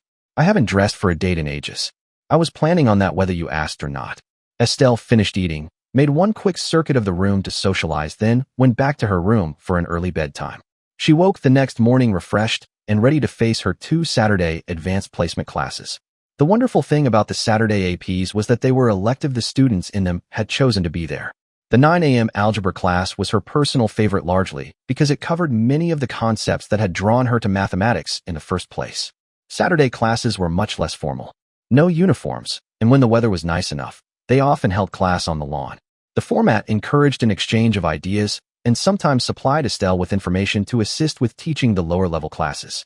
Today's discussion was focused on occupations that rely on algebra. They had strayed off topic, but that was okay. Estelle loved giving this class free range. She did not notice Calvin slip in until she heard his laughter mixed in with the rest of the classes. Her heart skipped a beat, but she managed to remain calm.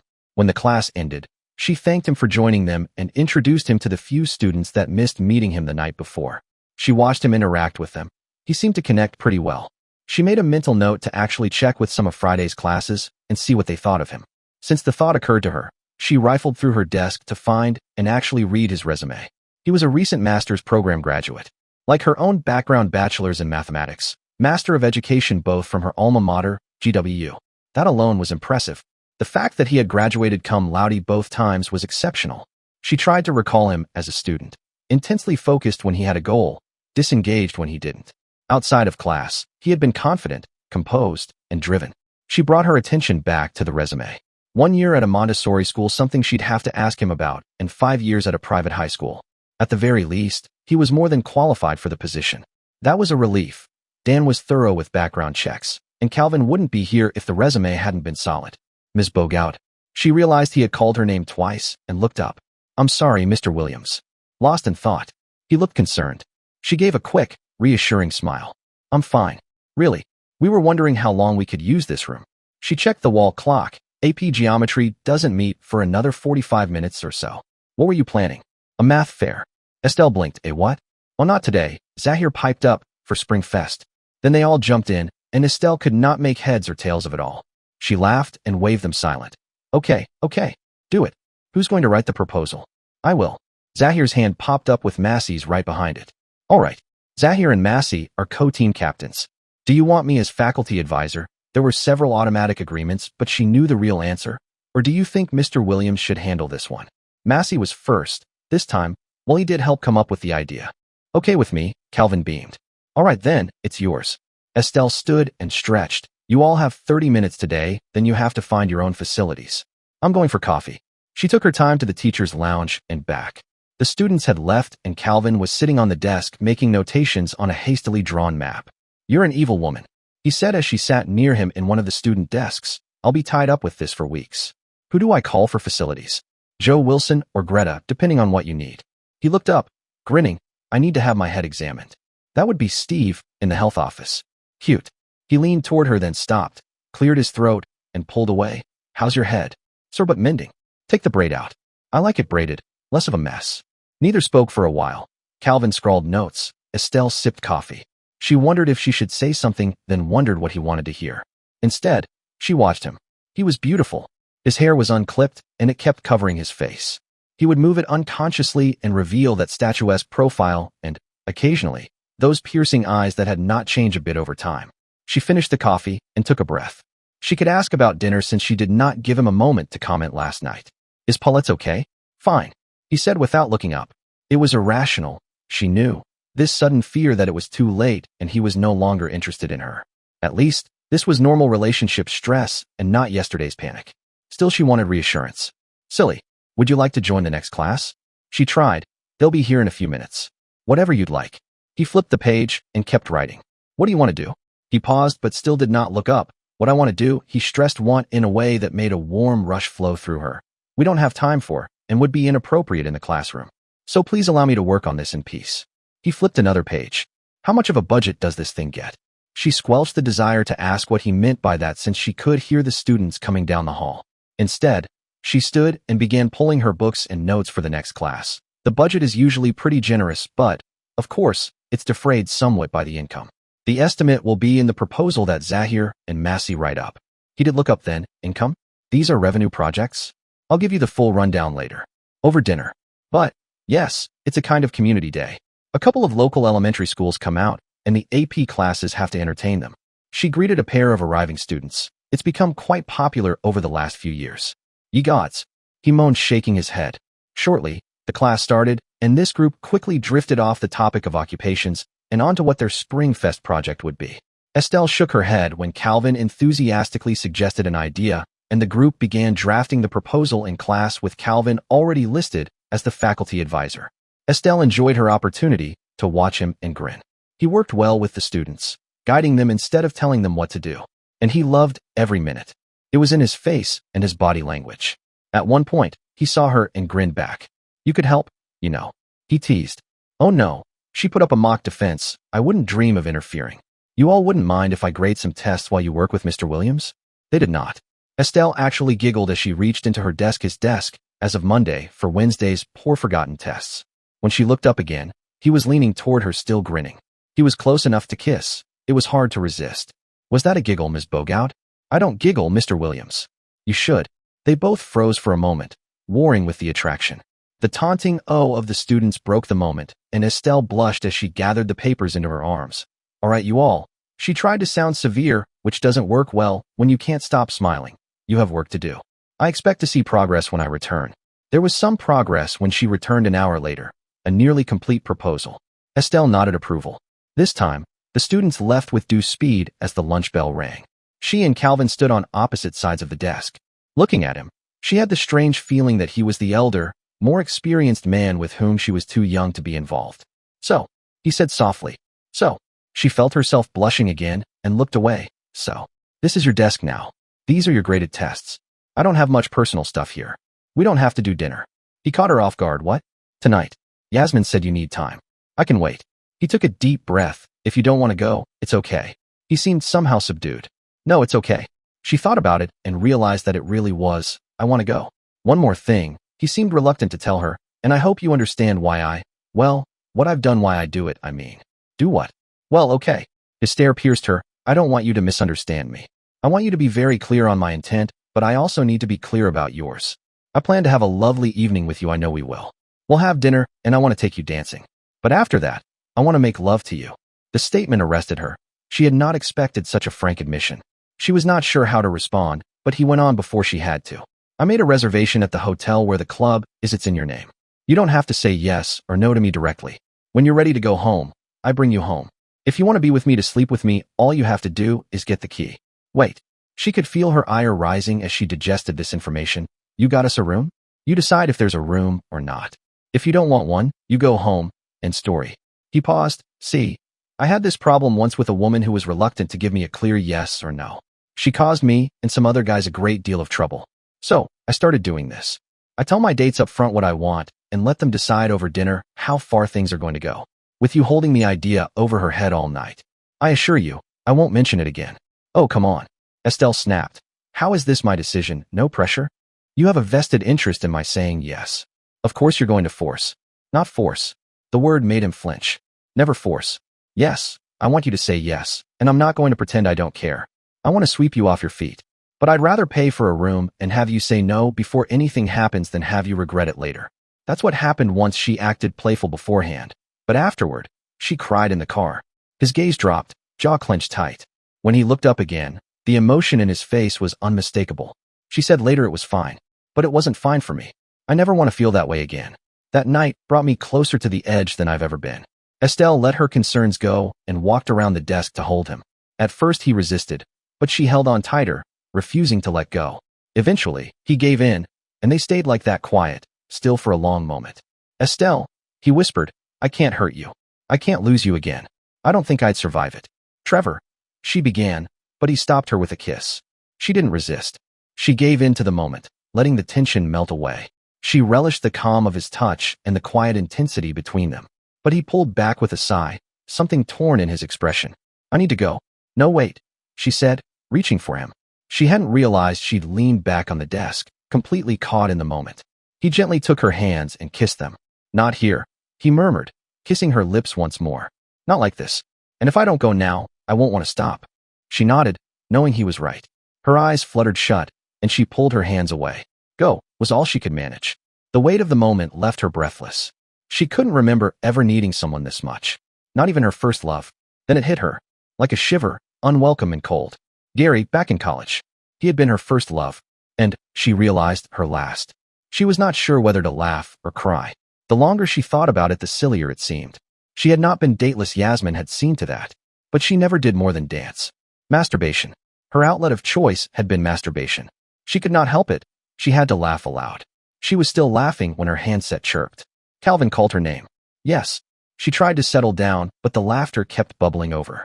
Are you eating lunch, or should Greta bring a tray to your office? Well, since I'm not in my office, that wouldn't be helpful, now would it? Estelle, are you okay? I discovered something entirely absurd which I don't think I will share at this time. All right.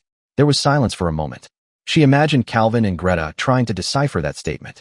Tell Greta, I'll meet her in my office. I'll see you around 6. I'll be there. Greta did not talk much during lunch, which was unusual, but a nice change of pace. Estelle was fairly certain that any conversation would quickly round to Calvin, and at the moment, she did not want to study that subject too closely. Okay. Greta finished the last of her sandwich and curled her feet into the chair under herself. Dish. Dish? Come on. Fess up. Has he rocked your world yet? Exactly the conversation Estelle did not want to have. No. Never? No. Why not? What are you waiting for? What's it been for you 2-3 years? Estelle tried to sound nonchalant about that. Years, decades, whatever. He's a nice guy, he's gorgeous, and he's crazy about you. If you don't do him, I will. Greta.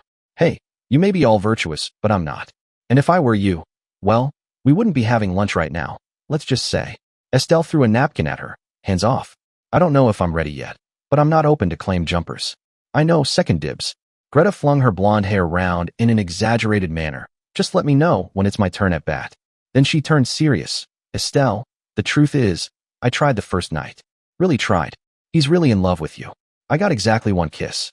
And he was very polite when he said goodnight at the front door. Estelle remembered her jealousy that night and was foolishly relieved as if it really mattered. I do want him, but it's been a while. I think I've forgotten what to do. It couldn't have been that long. Trust me, you'll know what to do. Greta frowned and bit her lip. Speaking of doing, are you, prepared? Estelle started to say she did not follow, then realized her friend meant protection. The idea took the romance right out of the picture. Oh, well, then she remembered. Oh yes, I have an IUD. It's not the sort of thing I tend to think about, but it's there. Yeah, well, love or not. I know a hound when I see one, so I have a few somethings you can slip in your purse. She was right. Estelle thanked her. No prob. Look, I've got laundry. I'll see you around 2 hours. I'm only getting dressed, and we're not leaving until 6. You're right. 3 would be better. I'll grab Vaughn on the way. Greta pitched the napkin back at her and left. Estelle spent the next few hours doing the sort of administrative paperwork she usually tried to avoid. When Yasmin called over the handset, she had to rush back to her room to meet them. They loved the dress. They loved the gentle but cleave-revealing cowl neckline. They loved the elegant long bell sleeves. They loved the soft curve hinting ankle-length skirt. But more than anything, they loved the back, the exposed to the backside cleave, gentle cowl draped back of the dress. Yasmin lent Estelle a strand of pearls that set off the neckline perfectly. They vetoed the panties and stockings she bought in favor of a low-slung thong and garter set that Greta lent her. They eliminated the bra altogether. And ruined that view? Yasmin was adamant, not on my watch. Greta nearly cried when she saw the shoes, a pair of ankle-strapped heels that Estelle was afraid might be too high to walk in, but once she got her balance, they seemed okay.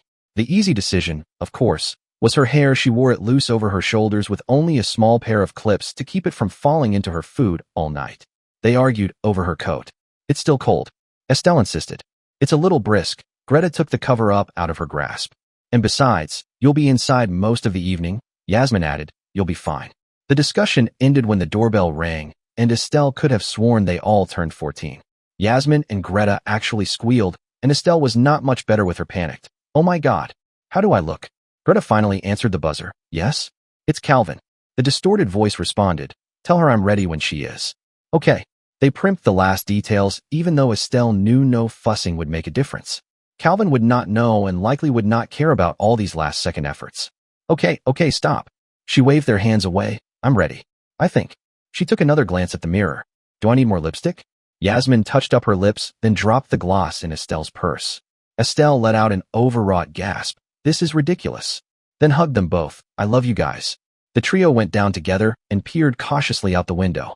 Frank, another math teacher, and the facilities manager, Joe, were filling Calvin in on the school's athletics program.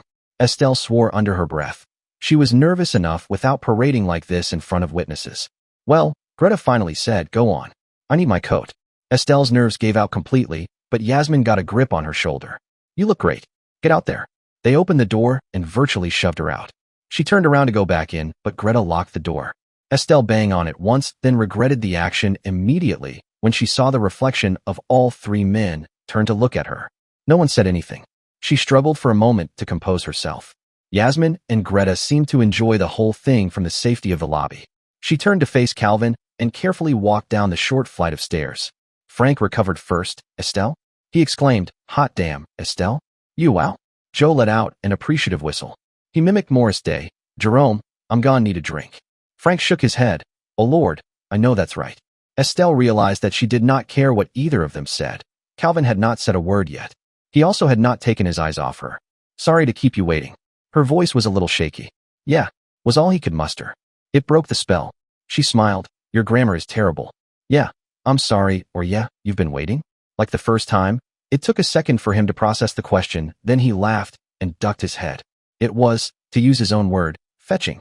He opened the car door for her, then ran around to let himself in. If Frank or Joe said anything further, Calvin did not appear to notice.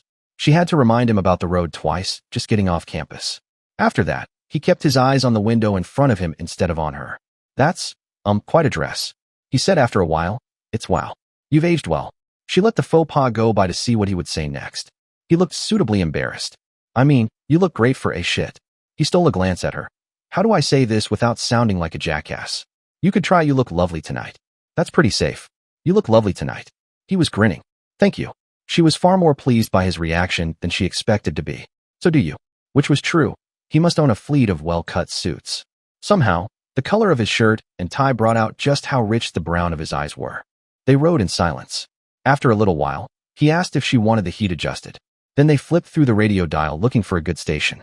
When Calvin commented on the clear weather, Estelle laughed outright. "We're finally alone, and we can't find anything to say to each other." "Oh, we're a fine pair." He laughed as well. "Yeah, that is pretty sad. I have a question, actually. Is it dirty?" "No." Estelle still blushed. "Why, Calvin?" He laughed again. "Actually, I've always been Calvin. Trevor is the odd part. No one calls me that at home." "Really?" "Yeah." He glanced at her. "I was named for my father, but Mom always liked Calvin better, so that's what they called me. But when they registered me for school, Dad wrote in Trevor C. instead of T. Calvin, and Trevor just sort of stuck around here. Why didn't you ever say anything? We would have changed it." He shrugged. "I tried. It was too hard to fight. It was on all my records, so it was just easier to go with it. It made sense." "Okay." Estelle nodded. "Your turn." He paused for a moment, then shook his head. "All the things I've wanted to share with you, and I can't think of a damn thing." "Like what?" "What, you mean in the past?" She nodded. "Well, everything. If I needed advice or an opinion. When I just wanted to talk. I mean, I love Ray, but she isn't you." "Who's Ray?" "Ray." "Oh." He looked a bit guilty. "Rachel was my fiancée." "Fiancée?" Estelle tried to keep her tone neutral despite the distaste that word left. "Yeah, for 3 years." He glanced at Estelle. "Don't worry, it's over. She dumped me." "Why was that?" "Oh, little things. I stayed out late, left the toilet seat up, kept calling her Estelle when we made love, stuff like that. I think she got tired of correcting me. Oh, when I pushed the wedding date back for the 3rd time, she told me to drop her a line when you and I set a date." When Estelle did not respond, he went on. "She's really great, though. Smart, funny, pretty. She just finished her master's in criminal psychology. She's applied to Georgetown for her PhD work." Wow. She tried to be nice, but, truly, she did not want to hear this. "She has the most amazing." He glanced at Estelle and stopped short. "You really don't want to hear about my ex-girlfriend, do you?" "Not particularly, no. Sorry." He drove in silence for a while. Thankfully, it was not long before they reached town. Estelle directed him to the restaurant without getting lost, and they parked a few blocks away. There was a slight breeze, and Estelle shivered as she got out of the car. "Here." Calvin put his jacket around her shoulders. "Come on." Half a block down he stopped. "Tell me about yours." "My what?" "Your last boyfriend." "Turnabout's fair play. I told you mine. You tell me yours." Estelle sighed and began walking again. "I'm sure everyone has told you I don't date much." "Not much is not never. There has to be someone." "Why?" She stopped and stared at him. "Why has to be?" "Well, he sputtered, taken aback. "Nobody." She barked, and then added, "Gary. Gary was my last boyfriend, my last actual relationship. Lasted 2 years, no engagement." She stalked down the street, cursing herself for blurting it out like that. It was not Calvin's fault that she has avoided relationships. There was no reason he should have done the same. What she did and why was past. There was no need for her to snap at him about it. Still, she hoped he would let the topic drop. He caught up with her in time to open the restaurant door. As they waited for their table, he reclaimed his jacket. Neither the maitre d's nor the waiter's compliments improved her mood any, and apart from ordering an expensive bottle of wine, Calvin stayed quiet. She began to feel more than a little foolish. "I'm sorry," she said finally. "My fault." He pretended to review the menu again. "I brought it up." "No, it's me." She sighed. "I don't date much." He finished for her. "I got it." "No." She pushed the menu down so that he could look at her. "I've gone out with a couple guys, but I haven't dated. I haven't had a relationship since college." "It's okay." He went back to perusing the menu.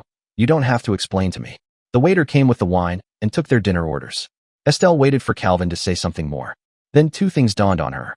First, that Calvin dates routinely included hotel stays he was not likely to connect her implications, and second, that this dinner was just as unnerving for him as his was for her. For some reason, she found comfort in both of these thoughts. Inside the suave, clever Calvin, she found her sweet, charming Trevor. She watched his hand shake slightly and confirm her suspicions as he picked up his wine. "You are nervous, aren't you?" He nearly choked. "What?" She helped him dab the wine he spilt on his sleeve and laughed. "I'm sorry. I just realized you're just as stressed as I am, and neither of us has any reason to be." He seemed to relax a bit. "You're right, of course." "Well, nearly so. I want this evening to be perfect for you. I want you to feel like a princess." "I'm a little old for a princess. Maybe a queen mother." "Estelle, in that dress you'd pass for 21. One look at my face would fix that." He leered. "I don't think anyone has gotten that far." "Stop that." She blushed and flicked a drop of wine at him. "If you want a food fight, wait for the soup. It's the best ammo." "No food fights. Not in this dress. Thank you. Maybe I can get one going at this spring fling thing." "Spring fest." She told him the details as the appetizers arrived, how it got started, and what sorts of projects the student do. The conversation moved smoothly over to how they had spent the last few years. Estelle was suddenly painfully aware of how empty her life had become. When school was in, she was on campus. When it was out, she was usually in D.C. with her brother. It was a small life, especially in comparison with Calvin, who had traveled a great deal in between finishing 2 degrees and starting a teaching career. Still, somehow, he seemed to find her annual bike trip to the lake almost as interesting as she found his biking through Tuscany. By the time the dessert tray appeared, they were laughing and at ease. While they were talking, he had done it again, made her feel warm and loved. She was not sure she could live without that anymore. He finished telling her about his last job and grinned. "God, I've missed you. No one else makes me feel this way." "How?" He made her giddy. Like I'm saying something meaningful instead of just bitching about my ex-boss. "It's not even just that you listen. You actually care." He reached across the table, and she joined her hand to his. "I know I've seemed a little pushy these last couple of days. I've just been so sure of our feelings." "Sorry. My feelings. I haven't given you a chance to sort out your feelings yet. But I just can't imagine not being with you anymore." She almost said, "I love you," but it stuck between her lips. Instead, she looked down at his hands and noticed, for the first time, his class ring. It was a massive square-shaped diamond in a very traditional style ring. She turned his hand over to get a better look at it. "What do you think?" he asked. "Like it?" "It's gaudy," she thought, but said, "Stunning." He took it off and handed it to her. "A gift. From my grandfather." "Quite a gift." "Zirconia?" She knew better, but had to ask. He laughed hardly. 26-carat diamond. "The setting is platinum. It's custom. My bachelor's degree is on the right and my master's on the left." It was an impressive piece of jewelry. Estelle had never seen a stone that big outside of a museum. Grandfather must have been very proud. And very wealthy. He was actually. He didn't expect me to amount to much, so the teaching career impressed him. And just what did grandfather expect, pray tell? Me to spend a great deal of time and money chasing many pretty women and drinking massive quantities of alcohol. So why aren't you? That had to be more fun than teaching. I did for a while. I don't know. He shrugged. "I got bored." "Bored? You couldn't have chased that many women if it got boring." "Quantify. How many is many?" "More than not much. Let's say. A lot." He frowned. "Too many." She remembered Greta's comment about knowing a hound when she saw one. "Got it in one," she thought. Calvin suddenly laughed. "All those women. And I was looking for you the whole time." He had been waiting for her. In his own way, overindulgence was no healthier than her choice of repression. He was looking for her. She could almost cry. She looked back at the ring. There was an inscription inside the ring. It read, TCW LIVV. Estelle thought for a moment, then asked, "I don't get it. LIVV? 56, 5, right?" He ducked his head and blushed slightly. "No, but it is Latin. An acronym for my frat house motto." The fact that he blushed told her the nature of this motto, which is, Lib inter identitam viva voce, which means, when he arched an eyebrow at her, she shrugged. "No, really. College Latin was a long time ago, and I don't teach it now. Yasmin does. I could just ask her." "No, He laughed again. No need to let her in on it. It means with pleasure, repeatedly, aloud. Well, roughly, anyway. With pleasure, repeatedly, aloud? That's just a phrase without a subject. She tipped her wine glass toward him, and he refilled it. What with? According to the dean? Living life. But really it's having orgasms. Calvin. Estelle nearly choked on her wine, and it was his turn to chuckle at her. Have a little decorum. Is there a more appropriate way to say it? Because I assure you that's not how he said it on campus. If you want, I could tell you. No.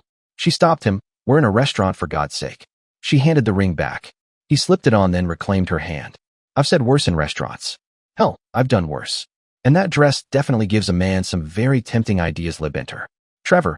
She started softly. He pulled his hand away. Sorry. That was pressure. I withdraw the statement. What? Trevor. You called me Trevor again, which I've noticed you do any time you start. Well, whenever I get pushy. I fell in love with Trevor. This time it just slipped out. I'm just getting to know Calvin. We're one and the same. Then after a second, wait, what? Fell in love? She sighed. I've been denying it for years, but I can't look at you and not know it's true. I don't know. He kissed her, sweetly at first, then with growing need. She gave in gratefully. When the waiter's snide at him interrupted them, she found it difficult to focus on him. The check, sir. Here. Calvin handed him a credit card without a glance at the bill. No, wait. Estelle opened her purse, but Calvin waved the man away before she had her wallet out. Calvin, that bill must have been extravagant. The least I can do is pay half. Did you enjoy your meal? Yes, but then it's worth twice the price. Which you don't even know since you're being macho about this. You don't have to try and impress me. I remember what it was like to pay student loans on a teacher's salary. What loans? I wrote GW a check. Estelle opened her mouth, then closed it. Like many of Peterson's students, Calvin had been a trust fund baby. He smirked. Grandfather wanted us to spend our lives doing what made us happy, not working for a living. I teach because I not to pay the rent. My finances are, he paused, comfortable. When the waiter returned, Calvin signed the bill without a second glance and escorted her back to the car. By the time they got there, she was smiling. What? He asked as he reached for his seatbelt. You really love teaching. I really do. And you won't be asking for a raise in 2 years. He laughed and shook his head. Ah, there's the department head I know and love. He stole a kiss, then a second, then a third, and they lost themselves in the passion until Estelle's seatbelt nearly throttled her. They laughed, bashfully. He ducked his head down and started the car, dancing. Time for dancing. He played for a minute with an electronic map, then headed off. They parked in front of a club that looked familiar. Once inside, Estelle realized where they were. This is the hotel where we used to hold the prom. Yeah, my senior prom should have been here, but, he shrugged, anyway, I thought it would be fun. It was packed. 80s music blared from a sound system that could wake the dead. Looking at the crowd, Estelle felt like an overdressed grandmother. She could feel her hair turning gray as she watched the room full of young, hip, pretty people. They found the sole empty table overlooking the dance floor, and shortly an underdressed waitress with overdone hair came by to take their orders. When she returned with their drinks, she shouted to Estelle over the din, cool dress. Estelle watched the gyrating bodies on the dance floor and drained her drink in 2 pulls. She did not indulge often, but when she did, it was not by halves. Calvin was staring at her in a new way. Something wrong? She had to all but shout. He moved closer to her, intimately close, but she could speak normally at least. I've never seen you drink. We've never been on a date before. She laughed. I know. He marveled.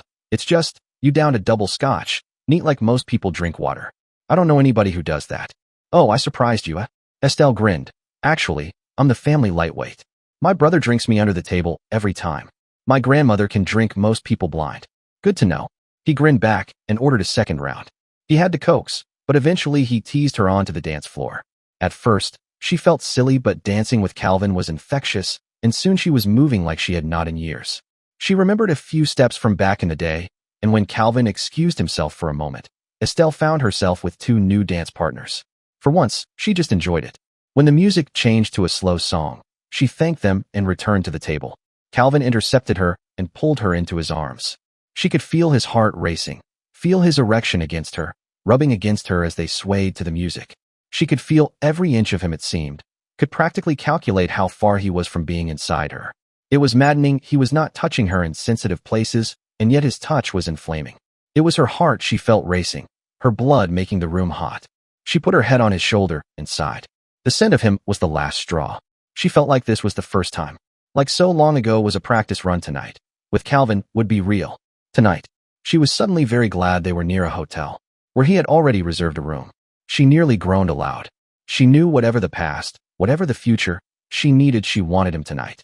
Her body cried out for his with an ache she had never felt before. She flirted with taking him on the dance floor then and there. She reined in her imagination somewhat. She pulled away from him before the song ended. He looked hurt. Sorry. She was flustered again, but it was anticipation wreaking havoc with her nerves this time. Ladies' room. I'll be back. She did go to the ladies after she found the front desk and checked in. She learned that the suite came with a champagne breakfast among other amenities. He was not kidding about the royal treatment. When she returned to the club, someone else had claimed the table. After a short search through the crowded space, she found him petulantly sipping another drink at the bar. Trevor. She let her voice quiver just a little. I think we should go now. He actually did an admirable job trying to sound upbeat. Sure. Hey, no problem. He took her hand, smiled sadly, and kissed her on the cheek. At the door of the club, they pulled in opposite directions. We're parked this way, he sighed, not quite hiding his disappointment. I know, she paused, but our room is this way. Oh, that caught him off guard. She had to give him a tug to get him to follow her to the elevators. When the doors closed behind him, though, he needed no further encouragement. As soon as she pushed the floor, he pinned her to the wall with a kiss that astounded her. It made her head spin. He picked her up, barely breaking contact, and carried her off the elevator, heading down the hall, pausing only to find the key and the room number. It took him 2 tries to open the door without releasing her lips. They were both gasping when he closed the door and began kissing her throat, the back of her neck, her shoulders. When he began to remove her dress, though, she stiffened. He froze, then let her go and walked into the room, turning on the light as he bumped into a lamp. We could watch a movie, if you like. His voice was very tight and very soft. Trevor. She wanted to scream, but she tried to sound calm. Please. I tell you what, I'll just go. Trevor. I'll call you in the morning. Trevor, please. She stopped him, put her hands on his chest. Please, just listen. I want to be here. I'm just nervous. She tried to steady her nerves. I really wish I wasn't saying this. Just say it. He was so tense she could feel him trembling. I told you how I feel about this. Trevor. And, damn it, stop calling me that. I'm not 17 anymore. He sat on the edge of the bed and ran his fingers through his hair. Sorry. I'm sorry. Never mind. Tell me what's going on. Calvin, she said carefully, my last relationship was just after college. He waited. He still looked confused. I haven't been with anyone since then. She put extra emphasis on been. It was another minute before the idea came through. Are you telling me that you haven't had sex since college? Estelle nodded. Are you kidding? It's not unheard of, you know. I know, but... He stood up suddenly. I really should go. Damn it, you twit. She pushed him back down. I want to be here. With you. I got the key, okay? That was the deal. She took a deep breath. It's just been a while. I'm nervous. I don't even remember what I'm supposed to do with my nose, let alone anything else. He looked at her oddly and shook his head.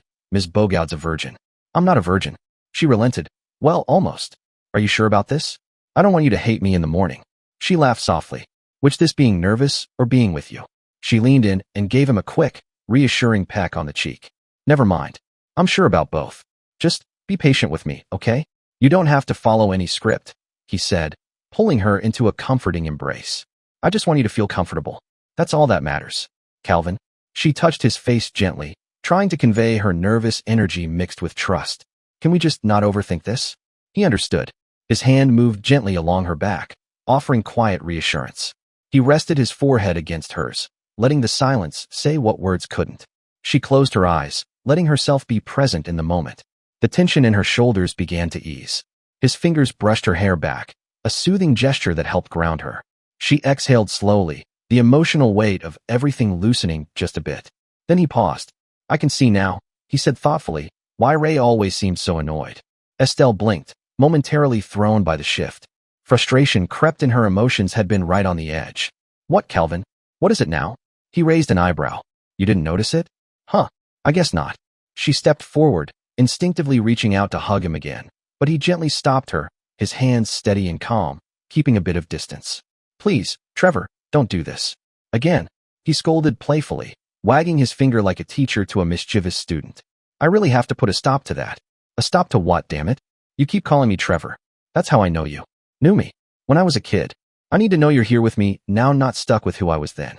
He paused, grinning with mischief. I have an idea. What's my name? Calvin. She growled, frustrated. Very good. He smiled and stepped closer. Say it again. Calvin. His hand brushed her shoulder, and she shivered slightly. Again, he whispered. Calvin. His fingers lightly traced her arm. Again. His voice was muffled as he bent toward her. She didn't realize she'd slipped until she murmured, Trevor, and he stepped back, a smug look on his face. Oh no. Her voice cracked. Calvin. It's Calvin. Don't stop. Please. Don't. I'll have to start from the top again, he said with mock seriousness. I'll never make it all the way through if you don't pay attention to your lessons. From his tone gentle but teasing, she realized he was enjoying her discomfort. You are such a scumsucker, she muttered, but deep down, she didn't want him to stop. She focused. This time, she didn't lose track of what he was doing. Her breath hitched as he slid the sleeve of her dress off her shoulder, revealing skin. Her body reacted sharply, a wave of sensation passing through her like she hadn't felt in years. Say my name, he teased. See, Calvin, she cried out involuntarily. He moved closer, and it stirred a wave of emotions in her she hadn't anticipated. She tried to stay grounded, to focus, but it was all too much.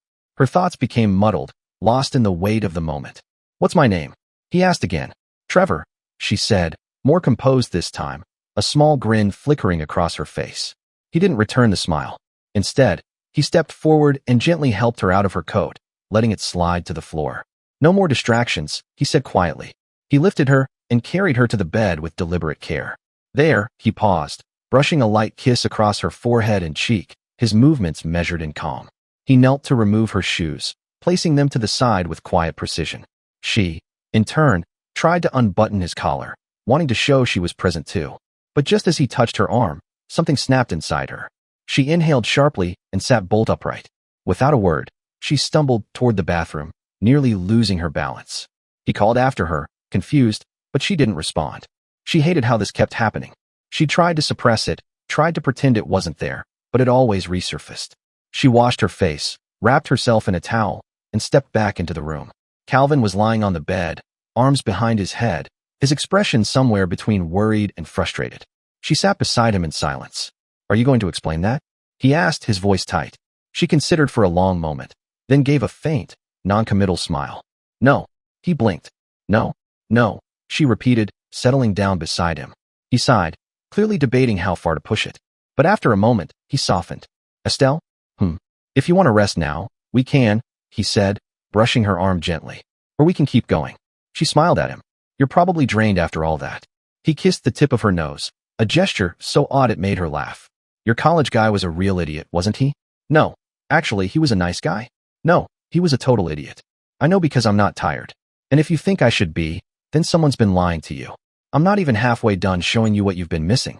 I'm not afraid, she said, though she felt a tremor she couldn't blame on the cold air.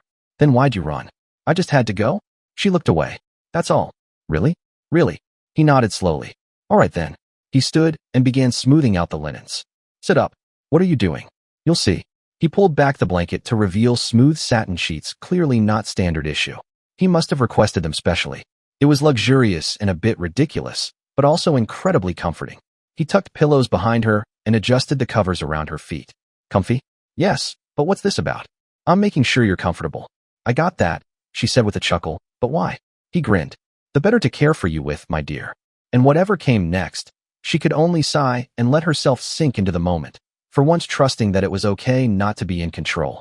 When she woke again, sunlight was streaming in the window, and Calvin was watching her, grinning. Good morning. Her mouth felt coated in cotton, but he kissed her anyway. How'd you sleep? It was a good way to start the morning, exchanging pleasantries with someone who made you feel magical the night before. They were beginning to do more kissing than talking when someone knocked at the door. She glanced at the clock. Ah, your expensive breakfast. You, young man, have extravagant tastes. Lib inter identitum viva voce. He kissed her shoulder, words to live by. Tell that to the waiter. She slipped out of his arms and into the bathroom before he could catch her. Dibs on the bathroom, you get the door. He banged on the door, laughing. You could at least give me a towel. She pulled one down from the rack and a small box fell out. She tossed the towel out to him, closed the door once more, and picked up the box. It was a black velvet ring box. She sat down. She looked at the box and listened to Calvin chatting casually with the bellhop in the other room. She did not open the box. She was not sure she wanted to know what was inside. She knew she would open it, how could she not? But she was not sure what she wanted to see. It was, of course, a ring. But not what she expected. It was a class ring, the lady's version of the one he wore with the same oversized square diamond, but with a more delicate overall shape. It was practically identical except for the fact that the dates for her BA and MS on the sides were about 10 years older than his. She looked at the inscription expecting to see her initials and his little motto. Instead, it said, "Will you marry me?" Estelle stared at the ring wondering why she was not surprised or more shocked. Why she was not lightheaded and dizzy. She felt no stress at all. She felt calm. A little anticipation, knowing that they would be making love again probably before breakfast. She laughed quietly when she found the ring too big for anything but her thumb. She heard the outer door close and realized that he would shortly wonder what was taking so long. She put the ring back in its box and locked the bathroom door. He must have been planning this for months. He could wait for her to take a shower before she said yes. Dear listeners, please share your thoughts in the comments section below and don't forget to like, share, and subscribe.